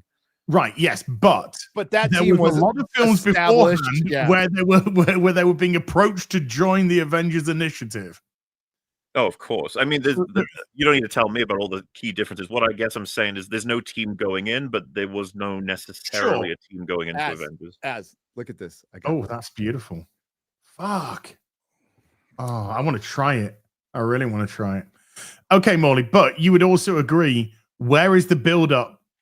If we're working off the same model as Avengers 2012, we like to escapism stuff. So we watch an Iron Man, a Captain America, an Incredible Hulk, and then we watch Avengers, and they're like, will we be able to form a team? We're also, they're like, yeah, you will get a team. Of course you get a fucking team. Get them together. Come on. Like, we all know what's going to happen. While with this, it's like, I don't know who's on the team. I don't even know who I want to be on this. Yeah, because there was a Nick Fury and the Tony Stark scene, and they're like, well, there's a lot more of you out of there, and then we're gonna form a team, and then we're gonna, like, that shit was set up. None of that has been set up in 4 and 5. Well, haven't we been told that Monica Rambeau is gonna be? Wait, okay, Wong is out there getting together Shang-Chi and Mark Ruffalo he's and an alcoholic whore from She-Hulk, but going to karaoke with Shang-Chi. And She-Hulk it's completely different. Alcoholic whore, because there's multiple alcoholic whores in that show. It's a 3-hour movie apparently, so they'll probably spend the first hour. I can't. I want an intermission, and I want several days between. We say, hey, we can't see an Avengers movie doing bad, especially. I can right now. I can. If the first one, I don't believe it'll do bad. I just don't. But the second one is a chance. So what if the Avengers is Shang-Chi, Captain Marvel, fucking Agatha, Ironheart, I mean, it ain't gonna be Well, She-Hulk. so this- She's been fired. What you're saying is why I would believe it would crash, and that the second one very well may flop. But the first one, like I said, is spending your very last token, which is Avengers as a brand, and you Mauler, can market who it isn't huge. in the first Well, one? dude, apparently, Black Falcon, Captain America is going to be leading him. So, But remember, as we're talking about, isn't in it? Who's not going to be in this Avengers film? well, to be fair, we don't actually know. Well, okay, but who said they're not going to be in this Avengers film? Does that matter though? Like, who said they won't they be? could be lying. Considering, yeah, Scarlett No. Johansson. No, he's the only person I would guarantee on it is Scarlett Johansson. Scarlett Johansson. Legal shit. That's the only reason. Which she's definitely not going to be in. This is what I mean. The public audience people who are like new Avengers film, I could totally see them watching the one, being disappointed, and then that's it. The Marvel's dead. They've killed all of their different like potential juice from all of their different IPs. The Avengers has just been waiting. That's why they've taken so Did you say? fucking Did long. you say juice? Yeah, juice. Okay. The juice. We're gonna squeeze that juice. Whoa! They spent all their creative. What? juice. Oh no! It's like Mahler. God. Hollywood. We need to import the book. Oh, the chat's like classic Mahler. I'll have to say creative goo from now on. Yes. But by their own build-up, the Avengers would be some from the Eternals, Oh, God. Yelena, who's whatever, Shang-Chi, Doctor Strange, Ant-Man, Shuri, and some people from the Star-Lord. Marvels, Star-Lord and Captain America, Black Man.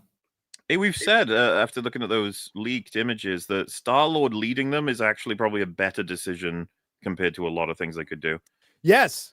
That production art that was going around. By the way, folks, that was real. All that art's real. Like everybody's like this. I even thought it was an AI. No, it was fucking real. And you saw Star-Lord and all that. That would actually make sense. That would be with the how move I made. little potential we have. You know, if we were forced at gunpoint to write this thing well, it would be like, well, I guess we put Star-Lord in charge with Doctor Strange. Maybe they can compete. They've both got pretty big egos. First thing I would establish in the first 5 minutes, I would make Doctor Strange the Sorcerer Supreme immediately. Oh yeah, easily, 100%. Immediately, yes. I wouldn't even make him that. It's true. Like the whole shit with Wong was a fucking meme or something. Fucking yeah, like it was always a joke. Yeah. God, like that irritates me more than like all the shit that's happened is Doctor Strange is not the Sorcerer Supreme and hasn't been for a long time. America Chavez will be Sorcerer Supreme before him. Over a technicality, over him being gone from the blip, dude. So like it's fucking retarded. America Chavez will be in. They're doing the Young Avengers, and they'll be in the Avengers movie. That's, I mean, like that's such a mistake. That is such a huge mistake. It'll be a long ass movie, and this is what I mean. People will go in being like, "Yeah, I liked Avengers. I'll give this a shot. It'll be crap," and then they won't come back. A lot of them won't anyway. And they're put, dude. But if it's bad, it's going to fall off a cliff after the first weekend. That is true, but I think it's got the same power level as Rise of Skywalker, where it'll just manage to get over that billion and then stop. So you know what the budget for fucking Rise of Skywalker really was? I mean, there's a reported one that's over 120 or something, between $500 and $600 million. And I was hearing that when it came out, people were like, you're insane. I'm like, now people believe it. So Rise of Skywalker didn't make any money. No, and remember the same terror the Lucasfilm have about releasing a Star Wars movie is exactly the same as they've had with Avengers movies. They've been terrified of releasing one. Yes, as soon as they do, that's it. We all get to see the success of the brand as clear as day. And don't tell me like Avengers Doomsday was made for $180 million. Get the fuck out of here. It makes its budget back in just the opening weekend. Just the opening weekend. Well, Downey took $50 million, so that's 130 for the film, plus all the other actors. Okay, yeah, no, I don't think they've managed to make back the budget to buy Robert Downey Jr. That's about it. Everybody worked for free and the theaters played it for free. There you go. It still won't make its money back. So I'm guessing like minimum, like the starting budget is $300 million for Doomsday. I think it'd be between 3 to 4. Yeah. And I would set my bet on 1 billion for box office. Oh, okay. Chat brings up a good one. Ooh. How many reshoots are we going to get? Arno says 3 reshoots. I agree with Arno. 3 reshoots per film. So I reckon the Avengers movie is going to do 800 million. All right, Gary, what you got? I'm betting $1 million. Az is sitting on 800 million. No, you're doing $1 billion, mate. You're not doing $1 million. I'm sorry, $1 billion. $1 million. Dude, what if it turns out to not even make $1 million? It's like, shit, Mueller was right. Dude, I thought Captain America was going to do between 550 and 650. It's not even going to hit 400. I think, remember, our predictions, weren't they like way off for the Marvels as well? We didn't see that coming. Yeah, well, what was it for the Flash? I thought it was going to do like 700 because of Keaton. No. Dude, I thought I was losing my mind. So I went to that fan screening for the Flash, and it was packed. People were loving it. The guy I went with, it was nice guy. He's like, I loved it. I'm like, that was shit. That was fucking terrible. And so the Flash was one. So what's my prediction for what? Doomsday and Secret War? Or no, just the Doomsday box office. Just Doomsday. I think it ekes out $1 billion. Oh, so you're sitting at $1 billion as well? Yeah, I'm sitting at it. It's going to have a fucking insane opening weekend. It's going to break all the fucking records. You think? Yeah. The brand's not quite dead yet. It will be after this. RDJ, just curiosity factor. I think, of course, there's the variables, there's trailers and everything, and there's going to be some major announcements, and Spider-Man might be in this one, which helps. Definitely helps. Spider-Man being in it. Yeah, and just making it everyone you've ever fucking known from every famous thing ever will be in here. As soon as they start showing off all of their cameos. I think we could all, I don't want to speak for everybody, but we all collectively hate just Mark Ruffalo, right? Just, he's a fucking dipshit. I hate it's a strong word. I just think he's a knobhead. I'd say he's just a complete knobhead. Well, yeah.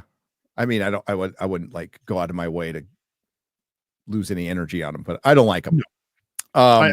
I quite liked him as an actor. I used to like him as an actor a lot until he started opening his mouth. But say Hulk is Savage Hulk again, and it's not fucking Birkenstock Hulk, it's the Hulk. Well, those images, those pictures, he wasn't Savage Hulk. He wasn't Savage Hulk. That was Planet Hulk, but it might have been Hulk. I will say he looked better than Professor Hulk. Yeah, in those images. So if what they're for one, those images definitely. That was Planet Hulkish. But She-Hulk was there. But Scar was there. But Scar looked more like Scar from the comic books than that's fucking embarrassing. Holy shit! Whatever they put in the fucking She-Hulk. He's gonna suck some dicks. It's gonna suck Wiccan's dick. Well, okay. As we've said, and I think this has become true for Marvel and Star Wars, tracking the success of their films is the interesting story, not the stories being told. Yeah. No. How about they develop some character then? No, that's what they have a character. They're pretty much monsters. So when Doctor Who and Marvel, and even early on in Star Wars, which I thought was shit, but at least early on, when all the conversation was driven by lore, it was like, here's a theory. I'm really interested in this character. What's the interact? Like Doctor Who, there used to be some great lore videos on Doctor Who. That's when things are exciting. Now the entire conversation is, how much is this going to shit the bed? Maybe it's time for things to change. When TFA trailer, the first one came out, remember the internet went fucking crazy trying to speculate on what everything was going to mean. Yep. Yeah, that was Star Wars at that point. It was very healthy, very charged to make shit tons of money. Nowadays, it is only discussing just how fucked it is. That's what everyone talks about. Absolutely. I'm just going to bring it up because I thought it was such a great theory that I wish they would have followed up on, is Rory being the master. The Rory being the master from Doctor Who. I remember that one. That was a great, and there was a lot of hints, it's like, that they just were red herrings. But no, that's when it's story driven. That's when you have the most people engaged, And it hasn't been that way in a long fucking time. And this isn't story driven. This is gimmick driven. You know, people would put serious effort into explaining how Snoke was Jar Jar Binks. That's how passionate they were. You know what? And I wish he was. That would have been a better answer than we're just going to chop him in half and make him a clone or some shit. But I mean, it was massively hinted that it was going to be Darth Plagueis, wasn't it? Of course. Like, you know that they would have got over that. We've got plenty of things on record from different actors, including like Simon Pegg and stuff, that Rey's dad was going to be Obi-Wan Kenobi originally. Yes. It's like, I think Daisy Ridley actually said originally my dad was going to be Obi-Wan, and then they changed it at the last minute to be Palpatine. And why not? Like, Obi-Wan went down to Tatooine. He wasn't really a Jedi anymore. He's like, well, shit, if I'm not really a Jedi anymore. Obi-Wan's played some game before, you know? Maybe they can make a TV show then about his life. Go to Mos Eisley and crush the pussy. Wouldn't it be great if they made an Obi-Wan TV show that was set after episode 3, but before episode 4, where he's on Tatooine and he's trying to guard over Luke? He's reflecting on everything that went wrong. You need to put Princess Leia in it. What if he's like looking after Leia instead? Fuck Luke. Yeah, but that wouldn't make any sense because he's charged with, hasn't met Leia, because he leaves Tatooine immediately and goes into Star Wars. Dude, there's a whole book series. Would be consoling. She'd be like, "I've met you. How you doing, Obi-Wan? My bud, my chum." There's a book series that they own the rights to that they could have adapted, dude. So why would they do that? Why would they do that? Kathy Kennedy herself. Gary, make my own shit. That's what they all think. Assholes. They do not have story how shit it is. And law to call upon. Come on, man. Where are the people who read like sources and they're like, I can't wait to adapt this amazing work, as opposed to I can't wait to tell my own shitty story that I crapped out last night. It's like, where I insert myself and all my insecurities. Remember when Quantumania was literally written on the fly? I mean, just as MOM was. Shit. Oh my god, what happened, eh? On the fly, you say? As more like on the wasp. I don't know. She was barely in it because she said, "Old wasp was in it instead." Yeah, fucking crusty. What? Hey, Michelle Pfeiffer still looked good, but gorgeous. But they fucking made, dude. She was an insufferable girl boss in that too. So they fucked up Michelle Pfeiffer. Well, remember, because I remember in my review, there's that audio commentary clip where she's captured by Kang and his men or whatever, and she does like a fucking action scene where she like gets out of thing, grabs a gun, kills them all, and the commentary was like, "We couldn't have her saved by a man. That would suck. She has to do it herself." It's like, what? And then she fucked him. Yeah, they heavily implied that they fucked. Yeah, and then he got squished into a tiny little thing. Mm-hmm. Into a tiny little slurpo. He'll come back in Avengers Kang Day. Hey, Molly, 9 days time. Is it? What's in 9 days? Oh, Snow White? Assassin's Creed Kang. I don't. This is the problem. I don't care about Assassin's Creed as a franchise generally, so I don't know if I'm like gonna be talking about that at all. I don't know if I care. It'll be up to. I'll probably watch your stream on it and then decide from there. I was gonna say, having seen those EFAP video game edits, I'm kind of thinking maybe we should get Metal involved. Even Rags involved, you know. No, yeah, it's fun. It is, especially with like meme games. Hey, by the way, Snape's black. Anyway, moving on. No. We're not moving on from that. Okay. Sorry to bore you guys a little bit. I saw your video earlier today. I did laugh. I was laughing. Thanks, brother. That beginning part was. I know.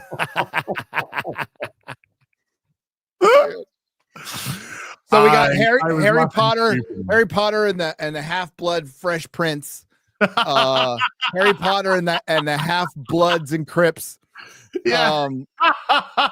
Oh man, this will go down as one of the dumbest casting moves of all time. period. End of story. I am curious how he's going to play the character because I'm morbidly curious. Like, are they going to put like a hook nose on him? I don't know. Or something. They're going to have to. Dude, like, you know, I can't wait for the shower scene when he's takes his top off and he's got his ripped. No, I can't wait for Sirius Black and James Potter. Remember in the first fucking Harry Potter movie, they had pointed hats. They had pointed wizard hats, and they got rid of them. No, the kids have pointed wizard hats in the first fucking Harry Potter movie that they get rid of. So I want to see Sirius Black and fucking James Potter with their pointed wizard hats, bullying Black Snake. So in the chat, they were grand wizards. Grand wizards. Oh, you'll be a grand wizard, Harry. Wait, what? Sorry? You're a racist, Harry. You heard, Harry. You heard. You'll be a grand wizard, Harry. Dude. Oh, my God. And there ain't nothing half-blood about Papa Asiatu, okay? I'm just pointing that out. No, it's definitely not a half. Holy shit. No, the thing is, this has pissed off the entire Harry Potter fandom, but half of them won't say anything. Who the fuck is Perry Potter? Perry Potter. It's Harry. When is this show out? Never. No, okay, so it's supposed to come out next year, which means they need to start shooting it tomorrow. Yeah. And they have a 10-year plan for 7 seasons, which they are fucking dreaming. Good luck. 14 years minimum. It'll take 2 years to make, like, if it takes 2 years to, it'll be comparable to making a House of the Dragon season. That's how much effects are going to go into this and stuff. So, for real? Like, for real. But yeah. Why? Isn't Harry Potter relatively, I mean, I know the sets are going to be pretty good, but like, I would have thought you wouldn't need as much. Well, if you're because waving your wand and shit, but like you're going to be putting in more house elves, more creatures. There's going to be like the movies leave a lot of shit out. The centaurs and house elves, and like there's so much shit that they leave out. It's probably wishful thinking that a lot of that would have been practical, huh? It would be better practical. I mean, okay. What's this? Some of the best. Wait. Creature black magic. The creature effects in Deathly Hallows are so fucking good. They're really like CG used to be better 10 years ago. It just was. Yeah. It's the common conversation, right? But like broadly speaking, it's the CG could be fucking amazing these days. Like Avatar's CG is amazing. Film sucks, but it's sure. It's just that no time is given to a lot of artists these days, and you end up with shit like MODOK. Yeah. Yep. So, okay. So they're dreaming if they think they're going to make this for in 10 years. That's just they're high.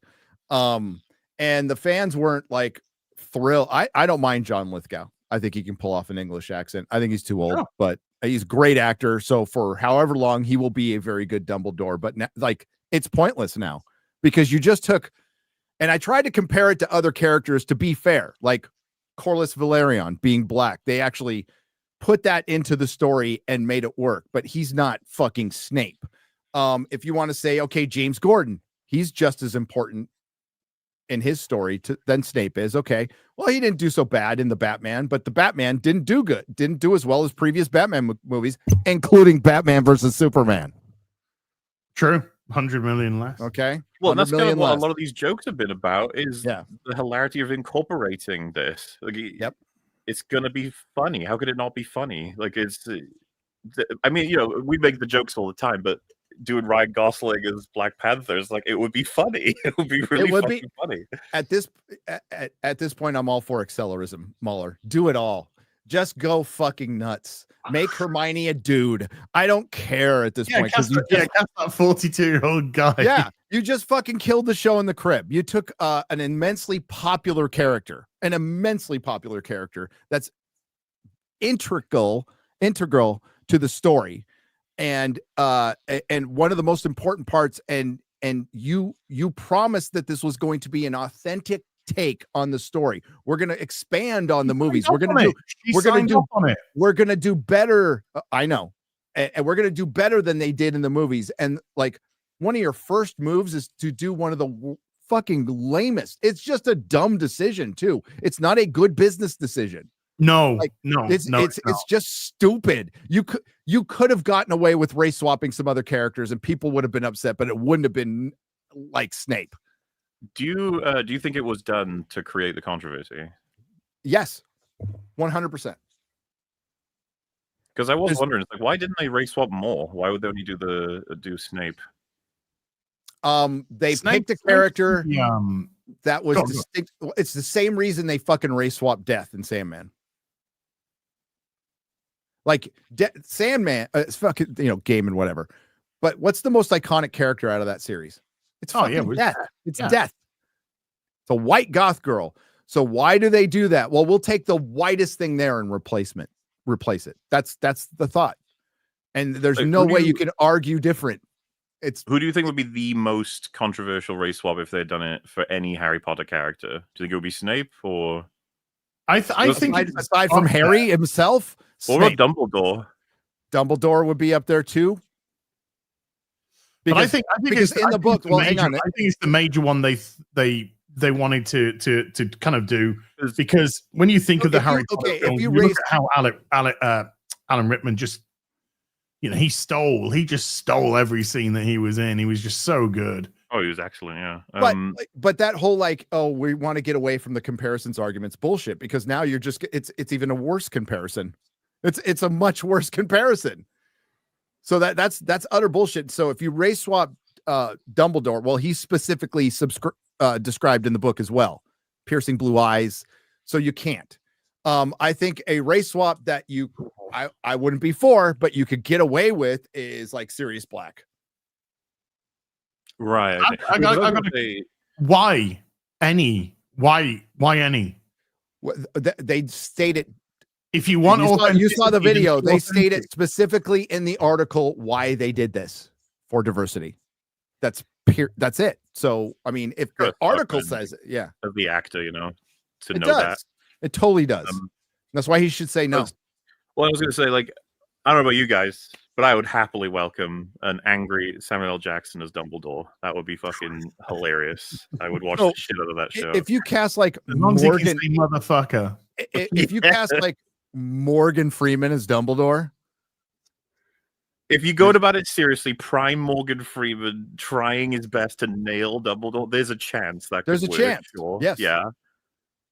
Well, because I was watching your video on it, and you did casually mention, and it's kind of relevant because we're talking about Daredevil. Michael Clark Duncan, amazing Kingpin, but that they got him because of the fucking build. He's that was it. I mean, before this stuff started happening, and we saw Billy D. Williams as Harvey Dent in 1989's Batman, and Neil Clark Duncan as Kingpin. Yeah, I believe that they were hired because they were legitimately seen as the actors that encapsulated what they were looking for those roles. I mentioned Michael Clark in my video, and he's got the size of Kingpin. He's got the shape. Yeah, he was huge. He's not as good of an actor. He's a great actor, but he's not as good as Vincent D'Onofrio. He just isn't. No. But he pulled off Kingpin. Nobody. No, my biggest complaint about the Daredevil movie is fucking Bullseye's not being in a costume. That's it. And Elektra. I don't know, dude. I was going to ask about because I rewatched it. Do you remember that there's a scene after he's killed her dad? He says to Kingpin, "I want a bloody costume." Yeah, and he never gets his never gets costume. One. I was like, was there something? Did they cut it or for some reason Hollywood has an aversion to Bullseye's costume, which is fucking awesome. I love his costume. It would look great. Because it's supposed to be a juxtaposition of like. This guy might have a semi-goofy costume, but he is seriously one of the most dangerous bad guys in the Marvel universe. Oh yeah, I totally get you. I think the series definitely pulls off him being incredibly dangerous, and it would have been perfect for that movie because Colin Farrell's Bullseye is fucking nuts. Like he's just lost his mind completely. It's like put him in the fucking costume, do it, cowards. Yeah. No, we'll put a scar on his head. It's so early 2000s, and you gotta love that, like with the music, Dude, I just remember my oldest loved that movie, man. He walked out of that movie going, "That was great." Well, dude, I was 10 when I first watched that. I loved it. I thought it was great. So you're that's right. You're around my oldest age. So watched it quite a few times. Daredevil quickly became like, this is one of the coolest superheroes. And hey, let's hope he stays that way. Let's hope he doesn't get forgotten because Marvel kill him. But Black Snape is it's a decision you had to go out of your way to make, and there's no way on earth you can justify that it's based on merit.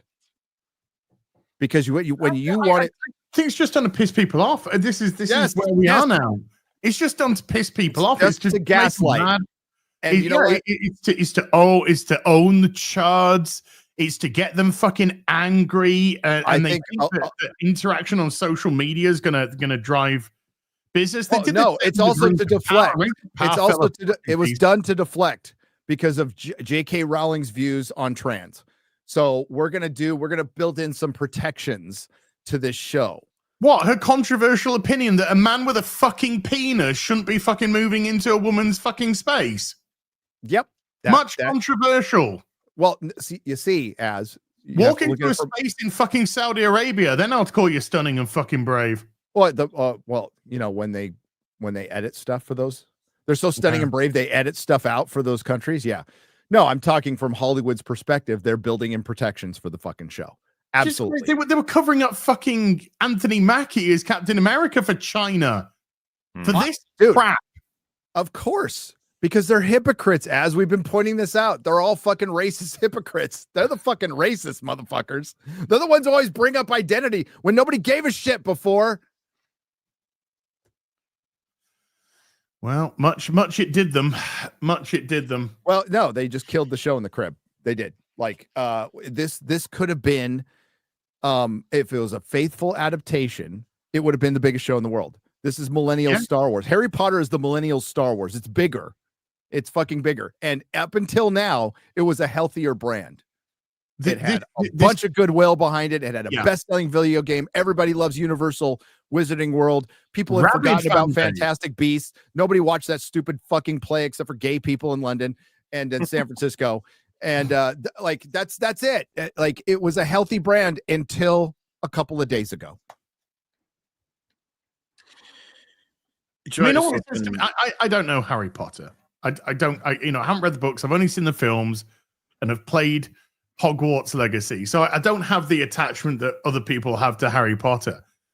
Would I have been interested in watching an authentic Harry Potter TV show that went into more detail? Because I know that there's plenty of detail in the books which never made it into the films. I would absolutely. Yeah. I thought the movies were fine. I thought they were enjoyable. I very much enjoyed Hogwarts Legacy. So this could have been a really good opportunity for me to kind of really get into Harry Potter and the ethos of Harry Potter. Now I'm just like, no fucking point. No, because if you don't care, why should I care? Would you have been interested, Mahler? So I'm not super into Harry Potter. I've enjoyed the films. I've often said that I really like them because it's just like a showcase of 1,000 great British actors getting drawn into play the fun fantasy world. And they carry it. And it goes up and down for me in terms of how invested I get in any given character or a plot line and stuff. I fucking loved Jason Isaacs playing Lucius. Malfoy. Yeah, Lucius Malfoy. It was great. And it's so funny for me because, I didn't read the books, so I get invested in different things, and book readers are like almost, having to warn me. And I'm like, what the fuck happened to him as the books went on? It's like, well, I wanted more from him is what I'm saying. And that's what I kind of mean. Like, different things were hitting me in different ways and stuff. But yeah, I would have happily seen another version of Harry Potter, but I don't think I ever would have watched the show until like you guys or other people said it's worth seeing. Yeah. I mean, the movies, Gary Oldman is great. Sirius Black's one of my favorite characters. He gets nerfed in the fucking movies, like big time. There's so much more serious that they should have put in, especially in Goblet of Fire. But I am a massive fan of the books. Read them with my kids. We grew up they grew up. We all went to the movies. This was like the one thing the whole family could get into. Every time we hit a road trip, we were listening to Jim Dale read the audiobooks. Fucking loved it. And by the way, there is something to look forward to this year. if you're in audio. They're doing a fully cast, faithful adaptation audio drama that comes out this Christmas. So that might be the good thing you get. But the show, I wanted to be excited about it, but I always said it all depends on the casting. And it really, I mean, I kind of felt like Ryan did when you saw Ryan just completely melting down. All of us were Ryan. Because at the end of it, he's like, I just wanted to fucking look forward to something. That's all I wanted. He's big into Harry Potter, right? Yeah. Oh yeah. Yeah. We both are. But yeah, he's big Harry Potter fan. And like at the end of his rant, he's like, fuck this. And he's all, I just wanted something to look forward to. And it's like, I'm right there with you, brother. Oh, dude, like fucking Squid Game season 2 and Arcade season 2 both being such letdowns. It's just like, you know, there's this sentiment in our audience that is like, I'll never be excited for anything ever again. It's like, no, it'll happen someday. Don't worry. Wow, what happened to Squid Game 2, man? That just fell down the fucking into the void. Squid Game 2 Part 2 is it's not even that long till that's out. No, and nobody cares. I don't think anybody's gonna care. No, they fucked that up. It does look like we're getting. We're getting Stranger Things season 5 though. We're getting One Piece season 2. Yeah. 7 episodes, only 7 episodes. I don't know if they're longer or not, but they pretty much kept the same directors, same writers, same everything. And that's all in the same day drop? All in the same day. It's funny how that bothers me. I was talking to Drigger about how we were sort of going to go over how Rings of Power came out, and I was like, oh, I remember how fucking annoyed I was when I found out they were releasing 3 episodes in one day. Oh, dude. I was like, excuse me? That means I have to watch all 3? Like, what? Can you please give me a break? Selfish reasons.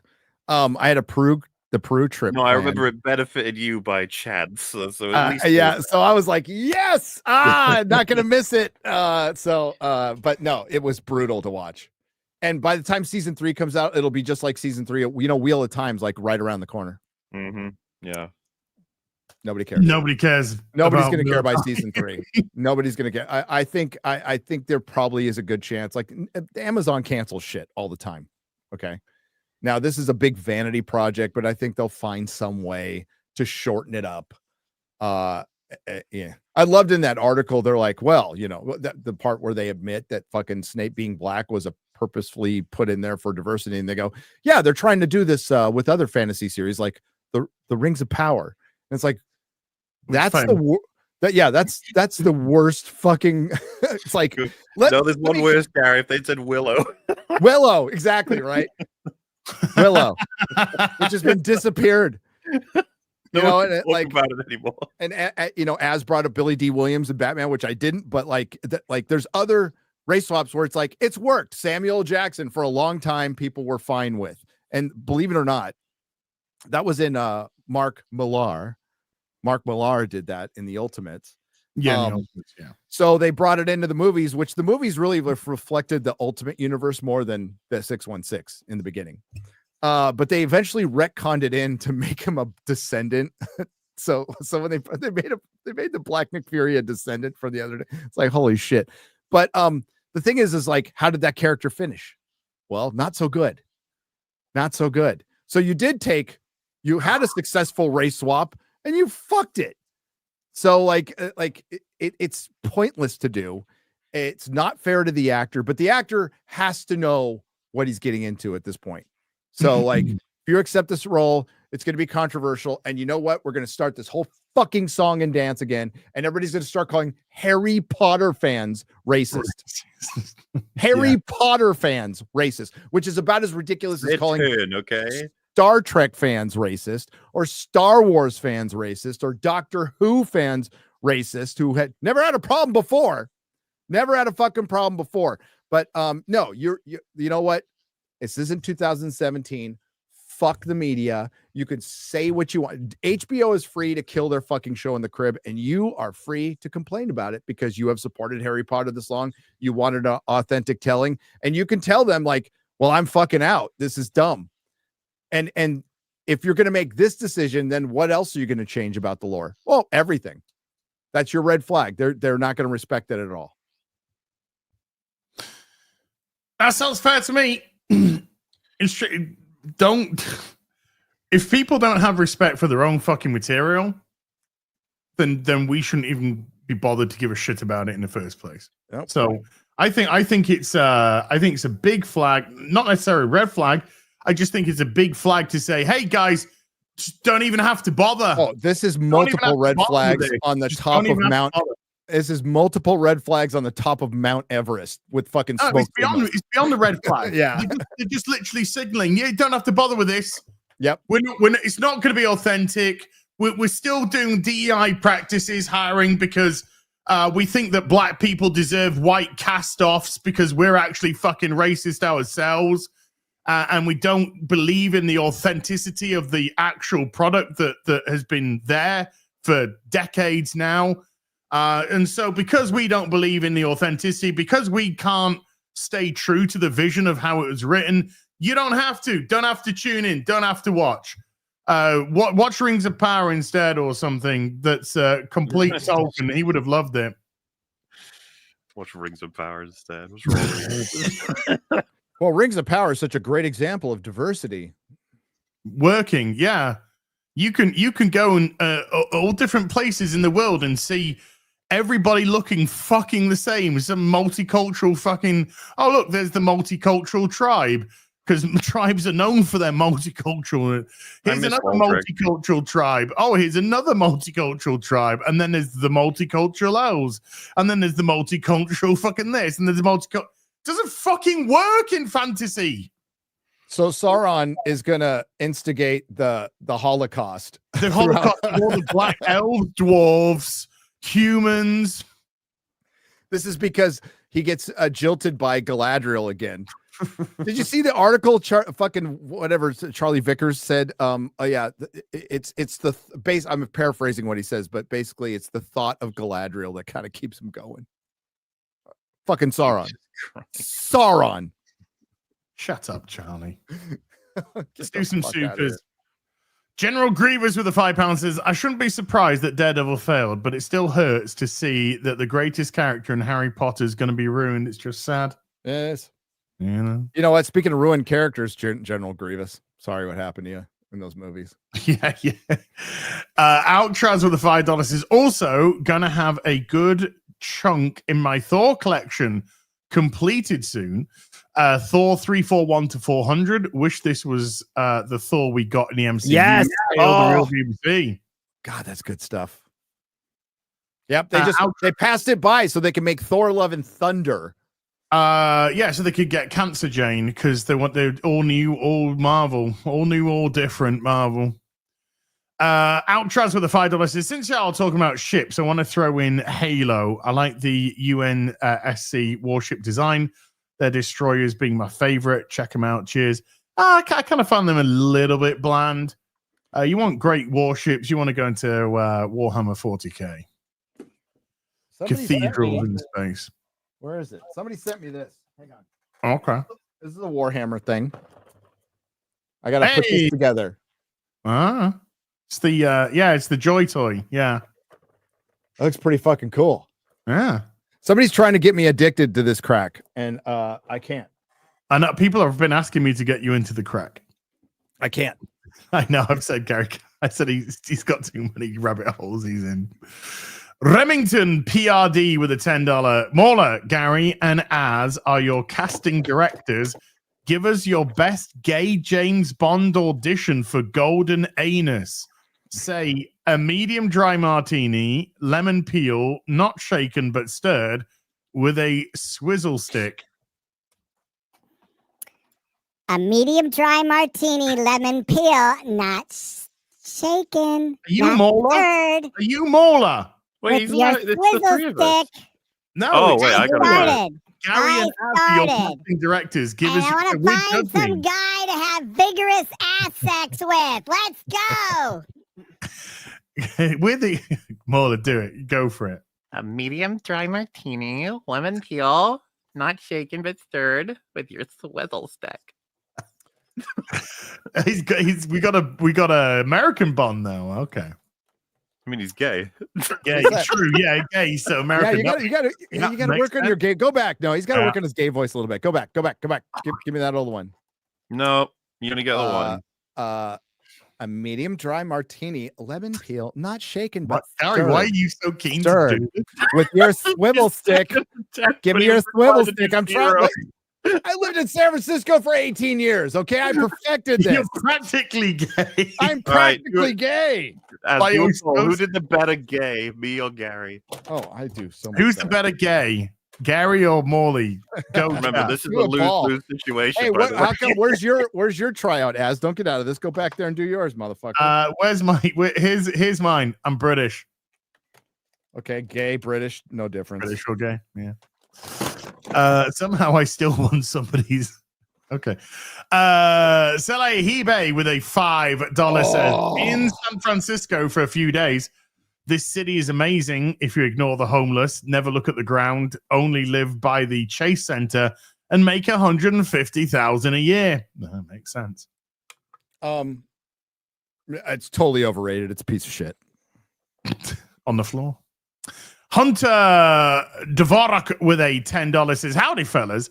So the other night, I watched Monty Python and the Holy Grail and Life of Brian back to back with Holy Grail turning 50. God. And my head hurts from laughing so hard. What's your favorite joke? And Holy Grail? Kind of like the oppressed peasants. Yeah, the bring out your dead. I'm not dead. The French are great. Dude, the Holy Grenade of Antioch. I've got. There he is. Yeah, I've like Sideshow did a whole thing of 1/6 or 12 Robin. Did you ever get the Sideshow Holy Monty Python Holy Grail figures? No, dude, I've got my whole set down here. Ooh. So and they got the bring out your dead guy. Oh, my favorite joke ever since I was a kid. And I'm not even gonna necessarily argue it's the funniest, but it kills me every time I've watched it, and it still does as an adult, obviously. But you know, they have the whole setup of the bridge guy asking the questions. It's going pretty straightforward. It's already funny as it is. And then Arthur comes up and he's like, "What is your name?" And he's like, "I'm Arthur. What's your quest to seek the Holy Grail? What is the airspeed velocity of yeah. And he goes, "What do you mean? An African or European swallow?" And he goes, "What?" What is your favorite color? Blue. I mean,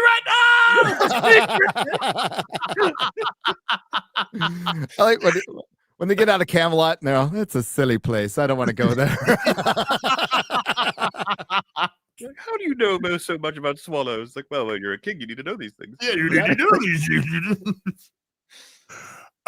Sele Hebe with the $2 says, as please watch Solo Leveling or Full Metal Alchemist Brotherhood. I will. I'll get around to it. I promise. I'll get around to it sometime soon. Calioth with a $10 says, no one cares. Watches on. Checked the 5 cinemas surrounding me in 15 miles across up 2 12 Thursday shows, IMAX, 4D or standard. There are more broken chairs versus sales. 3 total in all. Great success.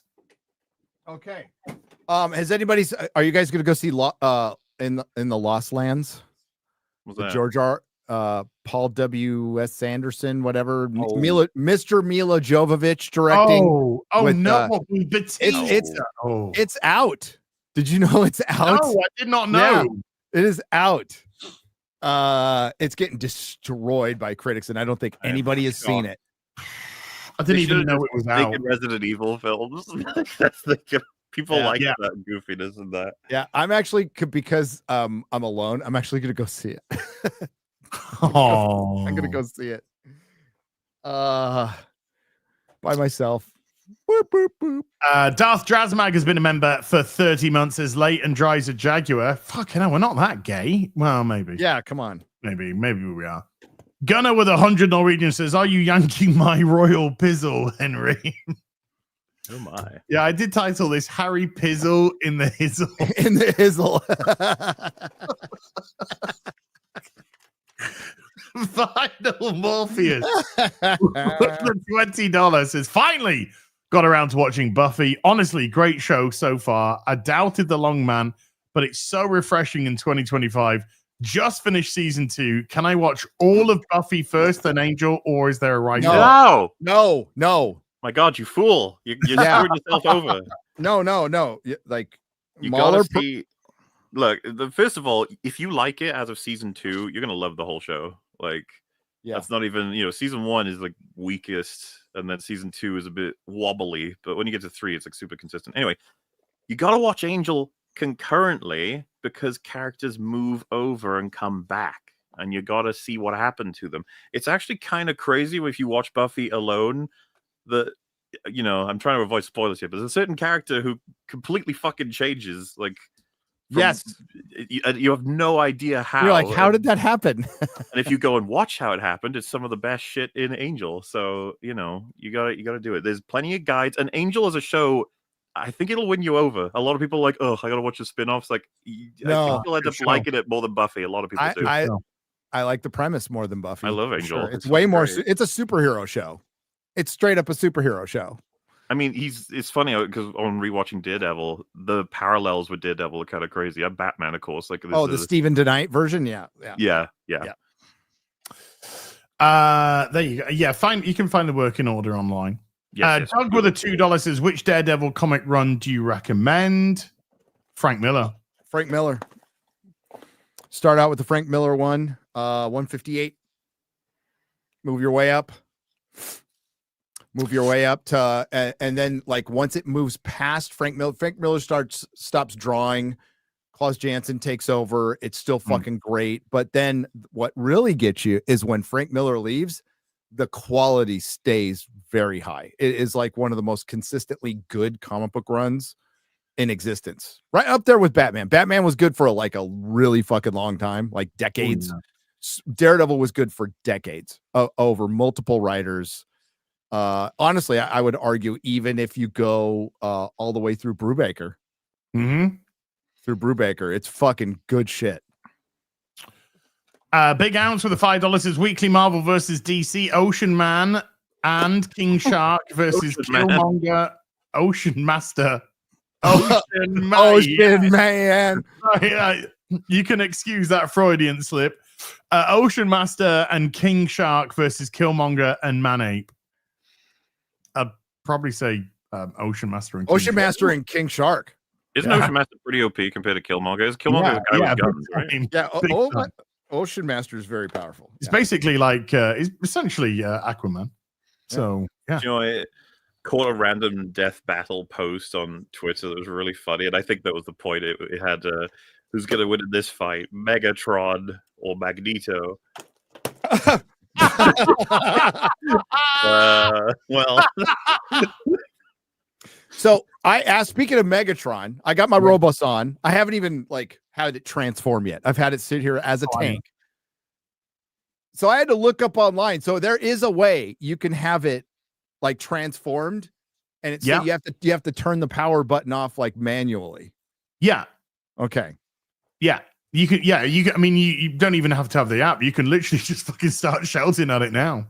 You can. I mean, like the app is good, but the thing is, like I didn't know that with Optimus Prime because it would transform and then it would just do that, and it would suck down all the battery.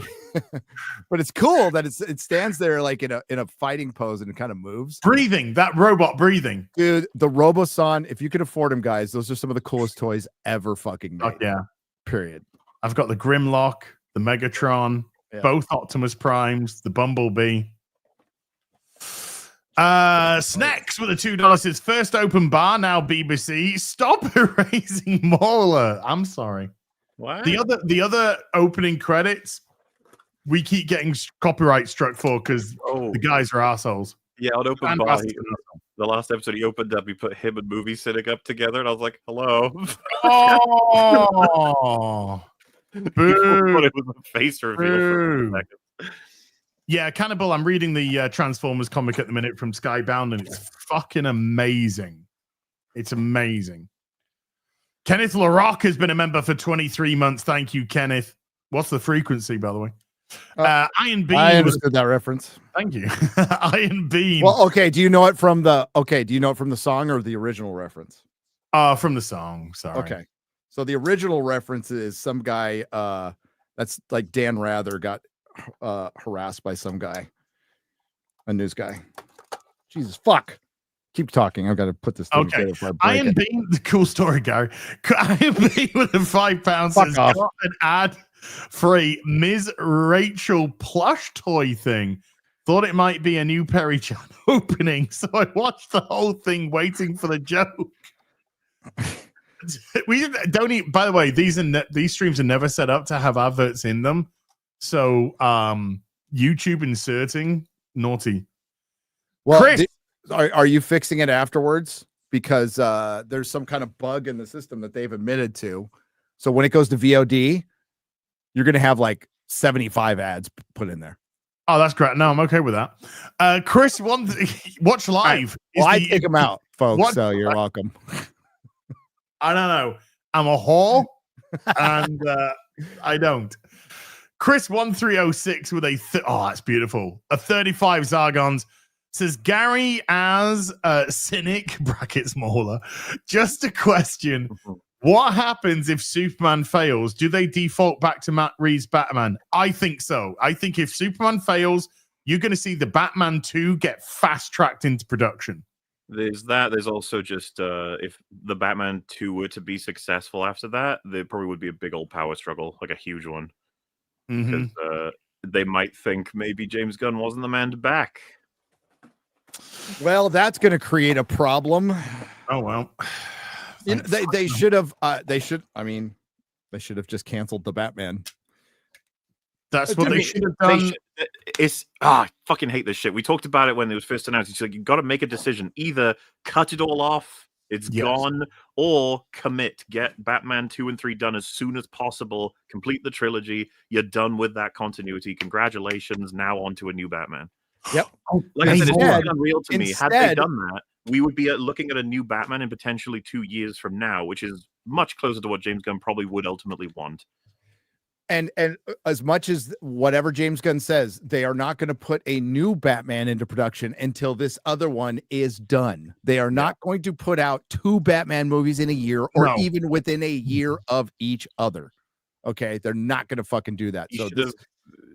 He should have supported this Batman hard. He should have just gone with it, helped him get it done, get it out, and integrated it into his universe somehow. Well, there's that. There's also just let it fail if it's gonna fail. That still helps you if you want it dead. And the thing is, this movie didn't do well enough to justify a sequel that comes out 5 years later. No. Did not. Well, Patterson himself has said, I was meant to be a young Batman. By the time they get this done, I'm going to be old Batman.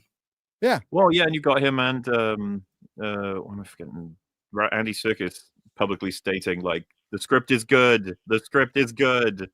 Let it happen. I don't think they've got the go-ahead, though. That's it. No, they don't. It's all on Superman. It's so obvious. It is. It is absolutely. By the way, Morley, Hot Toys or Sideshow have put up for pre-order. Hot Toys are doing an Arnold Mr. Freeze. I already pre-ordered it. Oh, hang on. I just went boom straight away. Pre-ordered. I already pre-ordered it. Yeah. Wait, why would you want it, Gary? I thought you hated this shit. I love. Oh, come on, the fucking figures, classic. It's a meme and machine. My God, have they got the face for Arnie just perfect? Yeah, I'm getting that. There's no way I'm not getting that. Oh, the movie is terrible, but it's something you can appreciate how terrible it is. But dude, if they put a Poison Ivy up, I'm gonna pre-order that as well. Fuck yeah. Yeah, I don't fucking love Batman Forever. Like, I don't love the movie. I think oh my God, they got the wings in the deluxe version. Yes. Yes. Have you got that? Yeah, I pre-ordered the deluxe version. I pre-ordered deluxe. I know Two-Face and Riddler. I mean, you can get third-party ones, QBG. You can get third-party ones, but yeah, I want official Riddler. Who's talking to fucking QBG? Me. In the chat. I am. He's in the chat. Hi. Do you think you just had Alzheimer's and thought you were?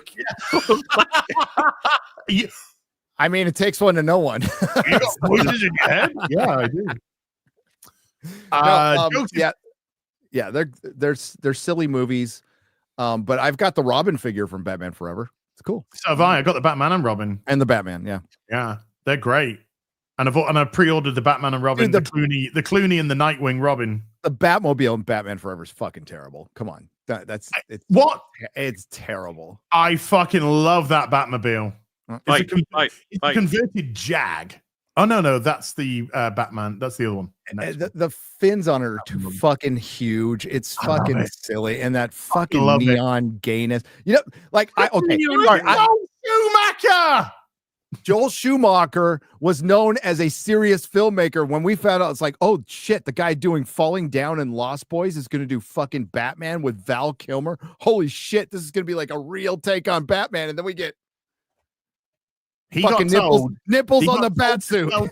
He got told to sell toys. I know. Well, dude, Batman Returns pissed off the fucking McDonald's or some other people. Yeah, McDonald's.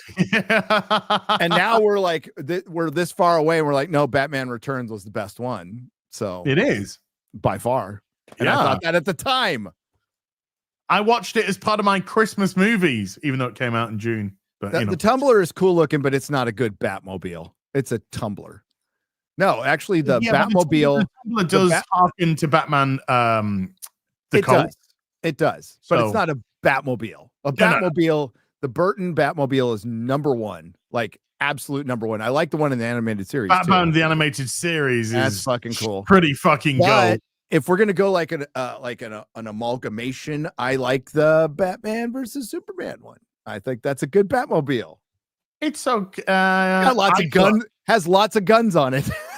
It's got fucking guns and cannons, and I think Batman Forever Batmobile Returns is brilliant. I think the Batman Forever Batmobile is fucking brilliant. I love it. No, love it. Dude, the Burton one is like the goat. Oh, the Burton one is just. I cannot wait for my Jazz Inc. 1989 Batmobile, because that is being made with the blueprints of the actual thing, so everything is in proportion. Oh, anyway, Joseph. Oh, I could talk about Batmobiles all fucking day, and I'm not even joking. Joseph W with the $5 says Daredevil viewership is cause and effect of brand damage by forcing garbage characters via Kamala Khan, Cassie Long, etc. Oh, and bad writing too. All right, there's truth there. Cause and effect for sure. Oof, nice toe. Jeremy's crushed toe. What is that? What is that? Well, he didn't. Geiger didn't design the one, but he did submit in Batman Forever. He did submit, blueprints or whatever for his version. They are as you would expect them to be. It's Gay Thumb City in fucking Batman Forever and Batman and Robin. Okay, come on. Mike Zero Source with a $5 says, Gary, does watching the new Snow White movie, I guess, count as community service? I'm asking for a friend. Actually, it does. I still have some hours left over, and I have to make those up by watching that movie. When's that out? What date? A couple weeks. Haven't they silenced Rachel Zegler? Hasn't she? Haven't they like cancelled red carpet? Dude, when she walked out with Gal Gadot on the Oscars, did you see her reapplying her smile? Oh, so they followed her from the backstage. There's video of it, and she is reapplying a smile that she clearly is not feeling. It is the fakest smile. It looks like they just fucking dosed her up with Smilax right before she came out there. She's smiling, and then she goes, she used brand X. Oh, they fucking hate each other. They were out there like. I don't know if they hate each other. I think Rachel Zegler hates Gal Gadot because she's an anti-Semitic, but I don't know how Gal Gadot feels about it. They didn't like each other. Shit. You could fucking tell. The dislike was palpable. You could see it. It was fucking brilliant. No, when does it come out? Snow White. I should have this. It's on my calendar. Not long, right? Yeah, it's this month. White. Release date. Chat's probably already answered, but chat don't care about stuff. March 21st. March 21st. So 20th, the Thursday. The 20th. Noon's gifting. Oh, shit. memberships to the stream. Noons, massive thank you. That's a can we stop saying release dates are the day after your full scheduled preview night where your first screening starts at 9 in the fucking morning. 9 in the morning, yeah. It goes all the way through. Hey, it had a record-breaking 7-day opening weekend as. Oh yeah. Wasn't there one recently that had 6 fucking days incorporated? No, 6 that was days. Madam Web. That was fucking Madam Web, dude. Wednesday, and it went Wednesday, Thursday, Friday, Saturday, Sunday, Monday. I said in the video, I'm looking for the first 7-day weekend. Let's fucking go. Teddy has been a member for 34 months. Thank you. Ma Tigger with a $2 says Junior 1994, pure horror. And now it's life. Solomon Kane 66 with a membership for 12 says, Hail, what's brown and sticky? Poopy.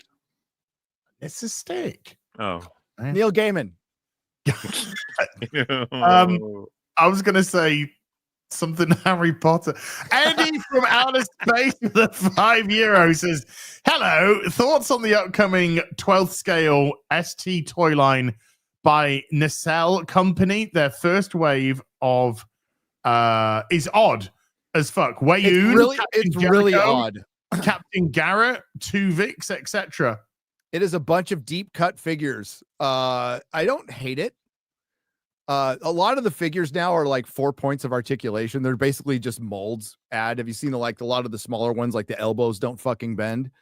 With these, I only go with the 1/6s, but they're definitely going to be putting in like some Kurtzman Trek shit too. And you know what? I don't buy like smaller action figures anymore. No, I just get the occasional hot toy. I'm kind of out of room. Yeah, I am seriously out of fucking room now. I've got as many module cases as life will allow me to have. Right. I have ordered my Mr. Freeze. Yeah, good boy. Yes. Oh, there you go. I do have like. Oh, that's beautiful. Nice. Nice. Oh, and the thing we kind of. Yeah. Nice. That rumor about Fantastic Four, like Sue being the center of the story. Yeah, true. It's kind of sounding like true. I knew.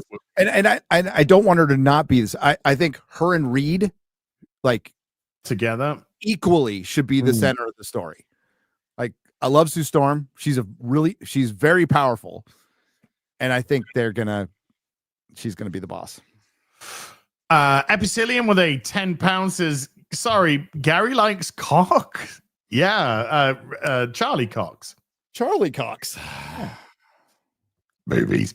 EO with a £20 says, inhabiting the green and serene fields of apathy. What? Somebody, I didn't move it. So somebody, of course, I put my video out. Yeah. Oh, they got the Robert Pattinson in there. Oh. So I need to find out because I got Jacob over there. Okay. Gary, how do they even get into your house? Well, I bought him obviously and put him in there because I'm a huge Twilight fan. No, a bunch of fucking women who are no longer allowed in here, like ever again. You got a vagina, you can out past that fucking door right there. Put Twilight figures in my office. So I'm just out of respect, which I shouldn't have at all. I got to ask Stephanie if she actually wants these figures back because I have a fucking horrible end for them because I have a Blade 1/6 scale and a Buffy one, and I'm gonna have them getting fucking like prison raped by those two. So Joker Tood. Yeah, Joker Tood. Yeah, that was my favorite bit of Joker Tood. So if you want your figures back, you better fucking come and get them because otherwise they'll be covered in blood and beheaded and shit. I was just looking through their set. Have you got one for the T800? Either of you? Yes. No. Because they've got a battle damaged one that looks pretty cool. There's the battle damaged one. There's the unbattle damaged one 2.0. I've also got the T1000, and they're actually doing a T800 from the 1984 Terminator. Arnie and his tie-dye stuff. Fucking yeah. That's coming soon. I'll let you know when that comes up for pre-order. But that looks fucking mint. Chat, I have more. I've ordered all the T2 stuff, dude. all of it. Chat, there's about 1,000 figures on the wall, like well over 1,000. Figure on the wall. Yep. Who got prison raped off the wall? I've got the Buffy with the crossbow, Mahler, and she's gonna fuck this dude up. Just put Buffy one side, Blade on the other side. Blade on the other. The fucking heads and arms. Little ketchup on it, like something. Oh, dude, I just saw the T1000. That shit looks awesome as well. Yeah. Don't go down that rabbit hole, Mahler. It's a deep one. 1/6 scales is like just one more. His King Shark needs company. That got cancelled. I never got it. No, I sent you it for a fucking Christmas present. I've not got a King Shark. I said, have you got your present yet? And you said, oh, it's been delivered to another house. I'll pick it up. That didn't end up being King Shark because I would have it in my. No, I sent you a King Shark.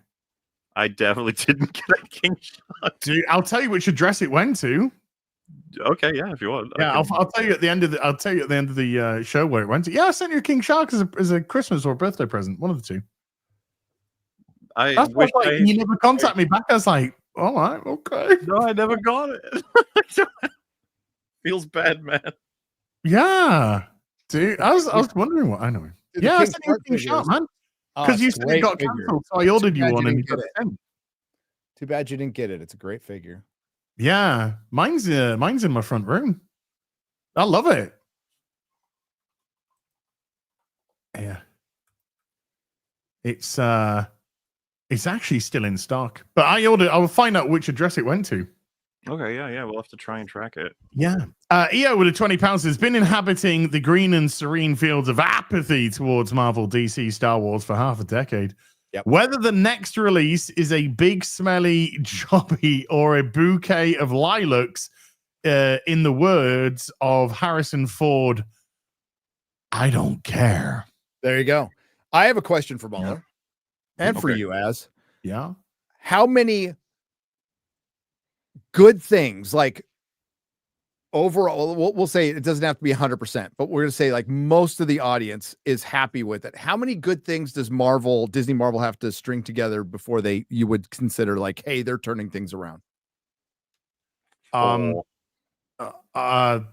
there's got to be multiple. It's got to be at least 3, 4, 5. Agreed. They haven't even strung 2 good things together yet, because they've always followed it up with a piece of shit. So Molly, private chat, Molly. Mm-hmm.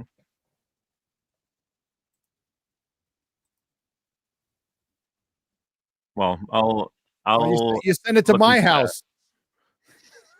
That's where I got that. No, I'm just kidding.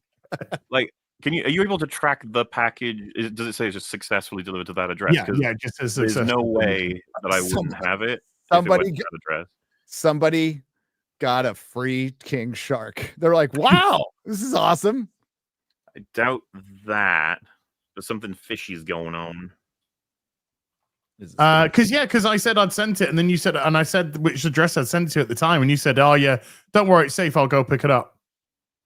It must have been something like, because obviously I would probably shown you a photo of it if I had gotten it. Do you know when I sent it? Do you know when I sent it to you? When was October the 2nd, 2023.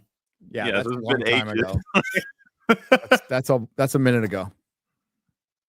So obviously I've got the comics. They're safe. I guess still gotta send you my comics. I have a stack of comics to send you. I'm a fucking terrible friend. Ready to go. I am the worst friend ever. I'm surprised you guys even talk to me. You sent me, Gary. You've sent me some lovely stuff. You sent me some lovely stuff. He's a lovely man. He is. He sent me some beautiful Lord of the Rings stuff. Got a Gandalf. That Gandalf is sweet. Got a Strider. Did you see the new ones with the hair? Yeah, the in-arts. I'm still fucking waiting. In-arts are shit for delivery. They are fucking shit. I don't think I'm touching in-arts again because that delivery time. Dude, 3 years. So I got that 1-in-1 scale. Away from me, Batman. The Batman. That 1-in-1 scale Gandalf with like the skin. Oh. Like I ordered that 3 fucking years ago. I haven't seen shit. No, Sideshow you could pre-order from. I think be confident that like Sideshow will not Sideshow steal good. your money. They'll at the very least give you your money back if Yes. something doesn't come out. Every other company I would not pre-order from, like at all. Like I would recommend highly against it. After losing, I can say the number now. $4,000 from Big Chief Studio. I lost, what was it, 1.5 from there? 1.7. Well, that's pounds as well. So what's that? It's probably about 2,500 pounds. So like, well, I'm a Doctor Who nut, so I ordered everything they made of Doctor Who. Like, I ordered the over Dalek 3 set, years. the 3 Dalek set. I'd ordered UK9. Yep, Captain Jack. Captain Jack. The Master, the black and white version of Roger Delgado's Master. The Sixth Doctor. Oh, I had the new Capaldi. I had the new Matt Smith. Mondo's great. I love the Batman animated series Mondo stuff. Dude, I got the rarest one of them all, and it's a Capaldi figure. It was just sold at a con. They only made like 100. Is this the one where he's in the Matt Smith stuff? No.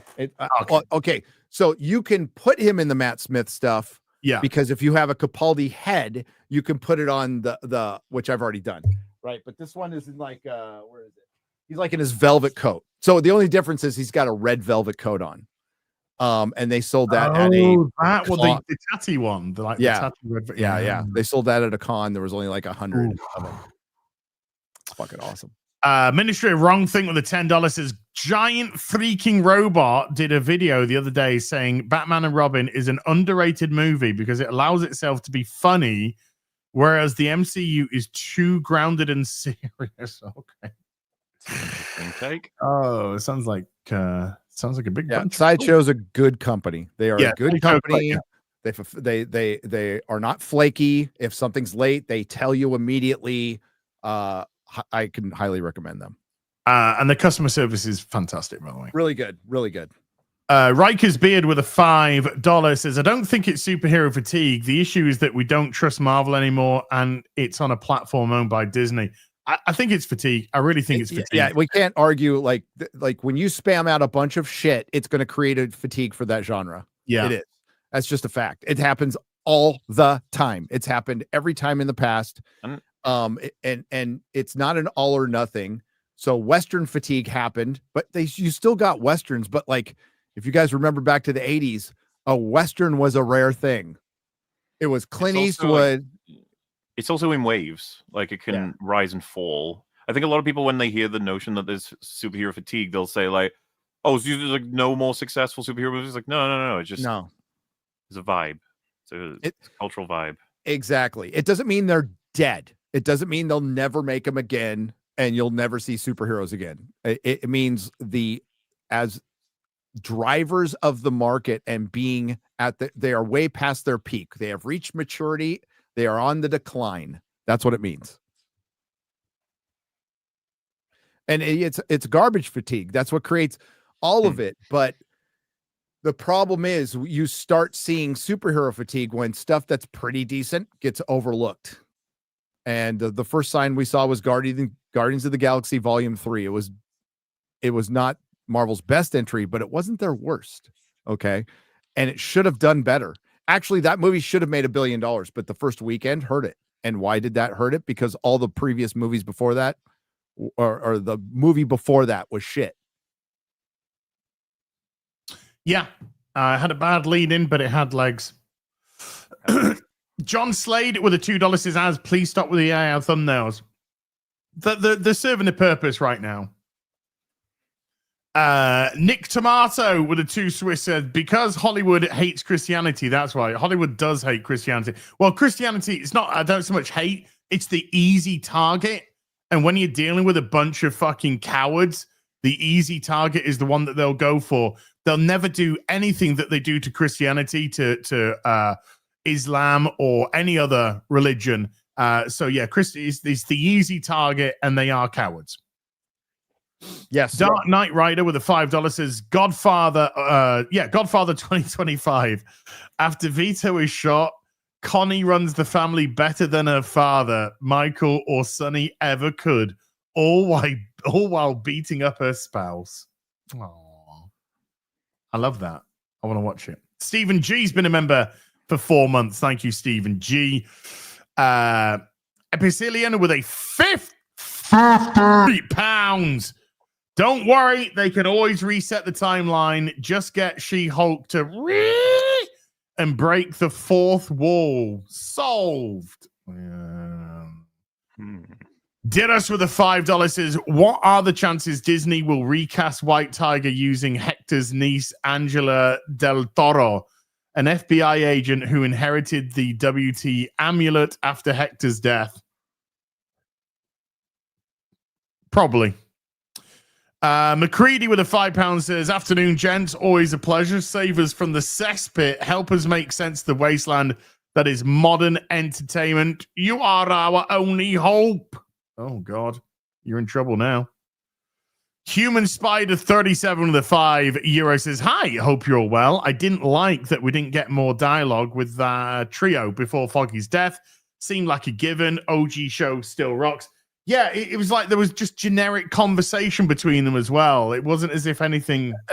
Going into the bar and it was all establishing the new fucking characters. Like, don't even waste a second on them. If you want to see a movie where an actual woman does run a crime, like a legit crime organ, there's a documentary. I know what you're going to say. Documentary called Cocaine Cowboys 2. Oh. I was going to say the Gentleman as well, mate. No, The Gentleman's great. I was watching it last night. The Gentleman's great. No, this is a real life documentary. Cocaine Cowboys hustling with the Godmother. One of the greatest documentaries, dude. It's so fucking good. And it's fucking crazy. Cocaine Cowboys 2. Great documentary. Came out in 2008. But Gentleman, Susie Glass. What a great character she is. What? Susie Glass from The Gentleman. Shut up. I watched half of it last night because I just felt like watching something good. God damn, the music, the soundtrack to that is so fucking good. And it's because we were just talking about it, Mahler. That's why I wanted to watch it again. But that whole opening scene where he loses the will and then the chicken is so fucking good. Fucking chicken. It's just not like a fucking grain. Oh my God. Like Eat the grain. Eat the fucking grain. And he just goes in and he's like, I've got to go to the bathroom. He's about to break, does a fucking big old bump of Coke and goes, and then shoots him in the face. It was so good.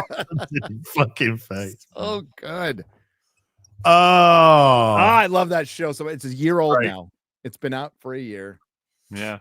Oh, hey, Mobland. Mobland looks interesting. That's Guy Ritchie. Yeah, looks good. Looks interesting. Michael 8000 with a 5 Australian says, every new thing that Disney puts out under the name of Marvel and Star Wars just adds to the list of reasons not to have a Disney Plus subscription. Youper 199 with a $5 says, hey, has someone gifted me some Transformers? But I'm not sure of their names. Is there any way I can send pics of them to help me out?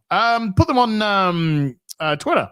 Put them on Twitter, and everybody will answer. You'll get about 50 wrong answers first. Yeah, at me in, and I'll tell you. Yeah. Celia Hibe with a $2 says, Disney Plus has me missing Agents of S.H.I.E.L.D. and Agent Carter. There's a couple of things about Agent Carter I miss. I'm fucking saying. Chris Gore says In the Lost Lands is the worst movie you've seen this year. Wait, is it the first movie you've seen this year? No, it might be. No, actually, Chris Gore goes to see a movie almost every day. Did you know that? Yeah. What a nerd. Mikey Gustler's been a member for 23 months. Thank you, Mikey. Mikey! Draconic Ice. Big James Gunn fan. Big James Gunn fan. Oh, loves James Gunn. 5 gifted memberships. Thank you. Human Spider 37 with €5 says, how can you tell if a comic is original or reprint?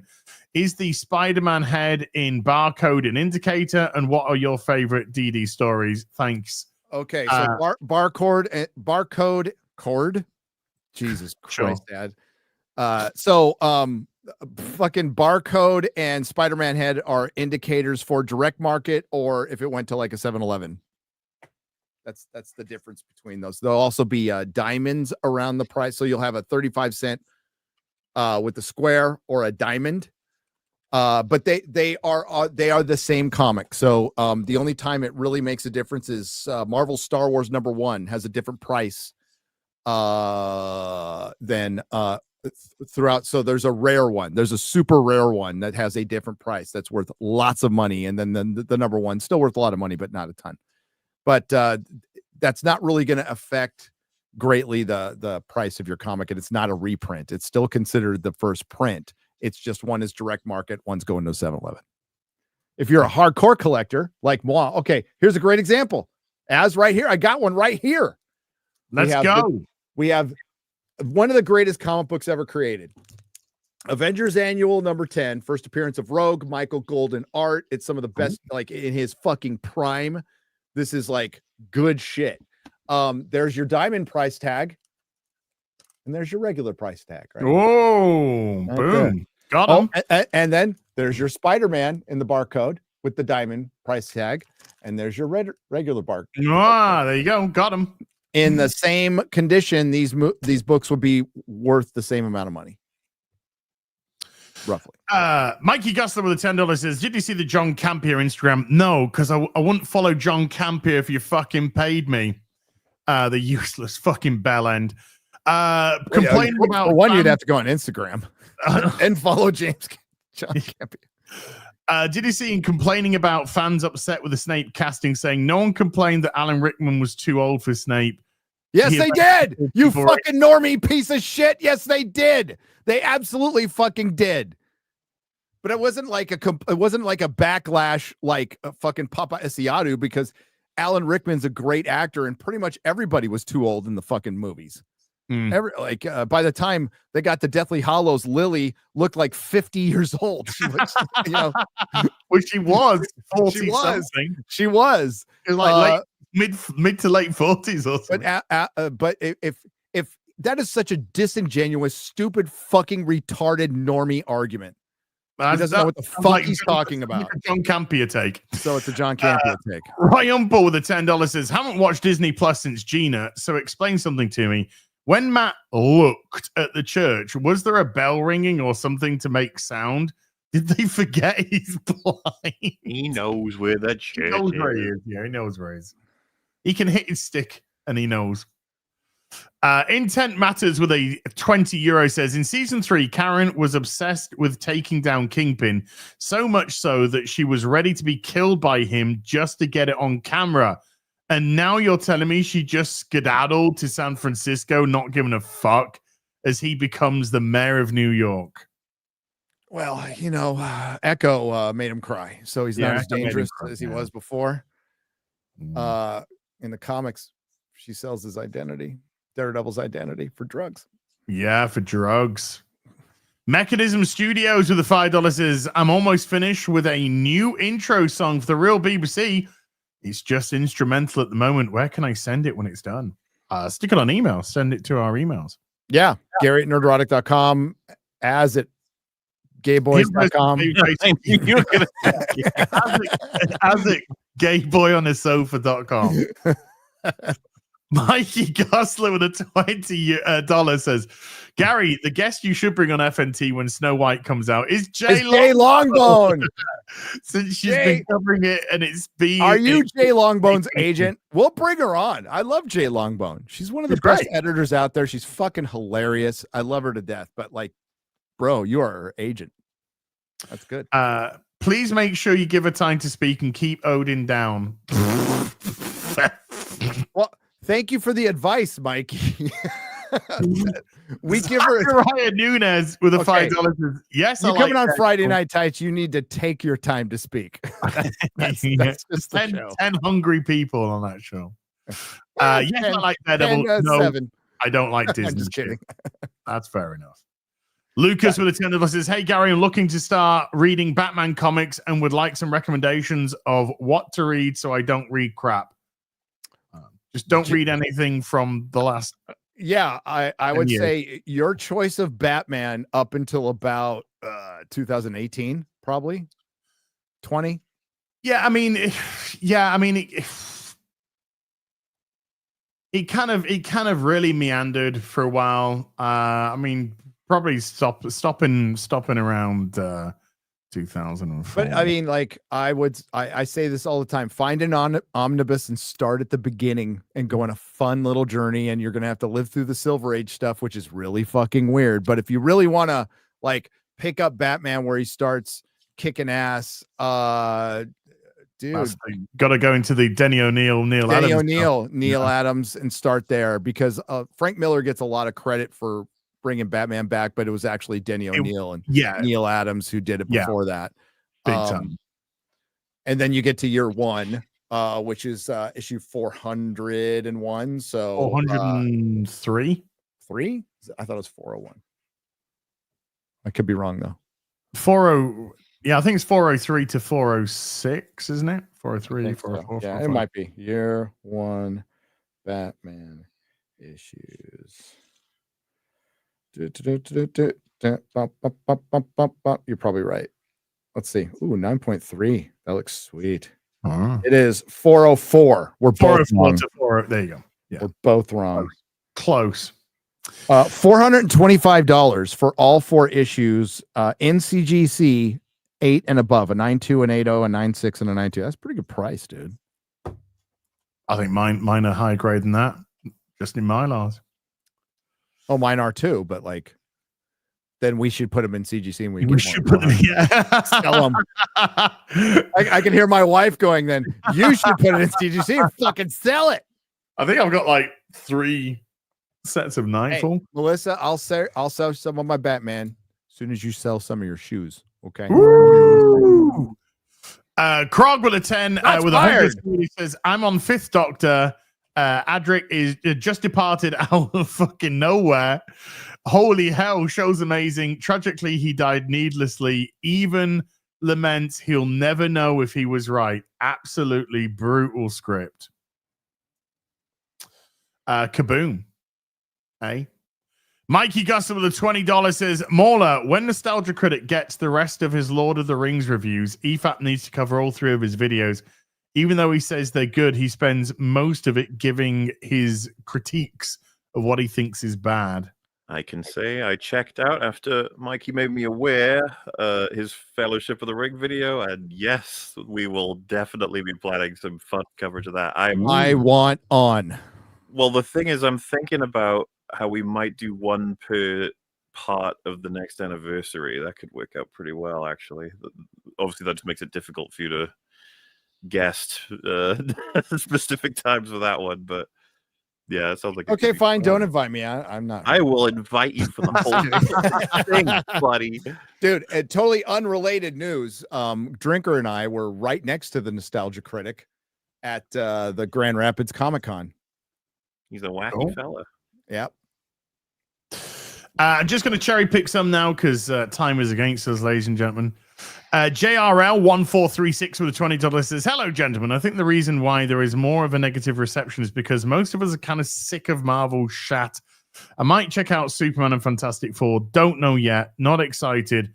Have a blessed day." You sound like you got onset apathy syndrome. Yeah, I think that the takeaway is apathy is set in. I mean, he doesn't even bring up Thunderbolts. No, he doesn't even bring up. Now, like that, was there a time, I'm asking the person, they might not even be in chat, but there was a time where, did you check out JRL 1436? Was there a time where you didn't miss a Marvel thing? We're talking like phase 1 to 3 when you weren't being spammed all the time, but you were there like opening day for every movie. I was. Yeah. They used to be for a long time. It would be me and my friends and the wife and the kids. We'd all go. There'd be like 10 of us. And it was an event. We go out to dinner. We go see a Marvel movie. We had a good time. Long way from that. I miss that. Just like I miss like when Game of Thrones was good on Sunday. Yeah. I miss that. That was fun. Those were the days until they weren't. Doesn't it feel fucking annoying that we sort of met up when everything was crashing down as opposed to when it was all in its heyday? Yep. Oh well, what can you do? Would have been nice to have watched Game of Thrones with you each week as it came out, Would have been nice to celebrate the Who Golden Age together. We got a little bit of that with House of the Dragon. I mean, a little bit. It's not the same. No. It's not the same. No. It's not the same. No. Josh Kelsey dropping a $20. Josh, thank you so much indeed, dude. I've got Nozaku Boy with a $5. No evil or rack evades the peerless vision of beeping Dom. This is the end. Driven to the edge of chills, unleash a pent-up foe to finish Tom for good. What will be seen in the heart of beeping Tom at the final climax when Goons Day comes? Goons Day. Oh no. Hey, not wrong with a bit of gooning. I'm pro gooning. D Breezy with a $20 says for the demonetization. I think the people who had watched Daredevil already canceled Disney Plus and aren't coming back for a mid without an apology or an admission/outreach. I think that's reasonable. I think all factors are reasonable, but I think it overall it's just underlined by apathy. Yeah. Mexerage with a fifth says, oh, I'm the sissy. Yes, I'm out and proud and I'm the sissy. Just rewatch Venture Bros and Mauler. You would love it. It's so good. And my favorite quote is, and my boat wants to meet up with your ass and I'm about to throw it a shotgun wedding. Yes. Dude, it's got some of the best fucking dialogue and shit talking in anything, dude. It is so good. When Brock starts like, oh, dude, I've showed you the scene where he's talking about sad tits. The whole sad tits clip is one of the greatest fucking clips. Sad titties. Look it up on the internet. It's so fucking good. Right, chat. If you didn't have your super chat read out, I will be doing all the others, the super chat square up on Sunday on Afternoon Tea with Az, where I'll give you the proper time that your super chat deserves. So massive thank you to everyone who has done that. Before we go, Molly, anything you'd like to plug, sir? We shall be doing Daredevil episodes 1, 2, and 3 on EFAP this Saturday. That's the main news. And, everything continues as normal. Open bar, real BBC, and all the usual stuff. Working on stuff that you'll see more of eventually. Excuse me. Gary! Oh, what do I have coming up? Yeah. I didn't have my dentist appointment today. It was like 2 weeks from now. Remember, I called you. I said I'm going to duck out early. My dentist appointment's 2 weeks from now, so don't worry about it.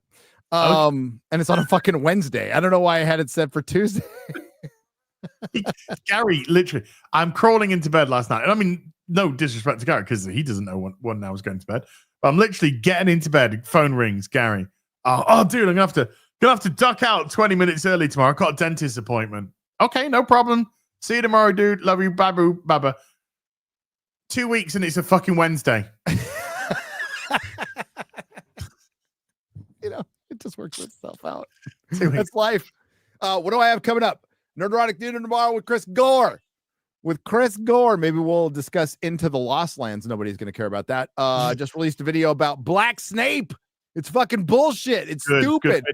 Good video. It is some fucking stupid shit. And we also point out some actual in the books where he's described as fucking white over and over again. So any of these fucking assholes who come out there and try to go specifically, we're going to go through all this shit again. So this time, don't be afraid to say something. If they call you a racist, don't care. That's a meaningless term right now. You're not racist if you want one character to look like the way they did in the books, you're not fucking racist. And that's been the same from Doctor Who to now. So fuck all that. Little Platoon on Friday Night Tights. And we will have a guest appearance by somebody you might know. Ooh. Who could be that? Because Jeremy, he's got to fuck his body pillow of Trump. So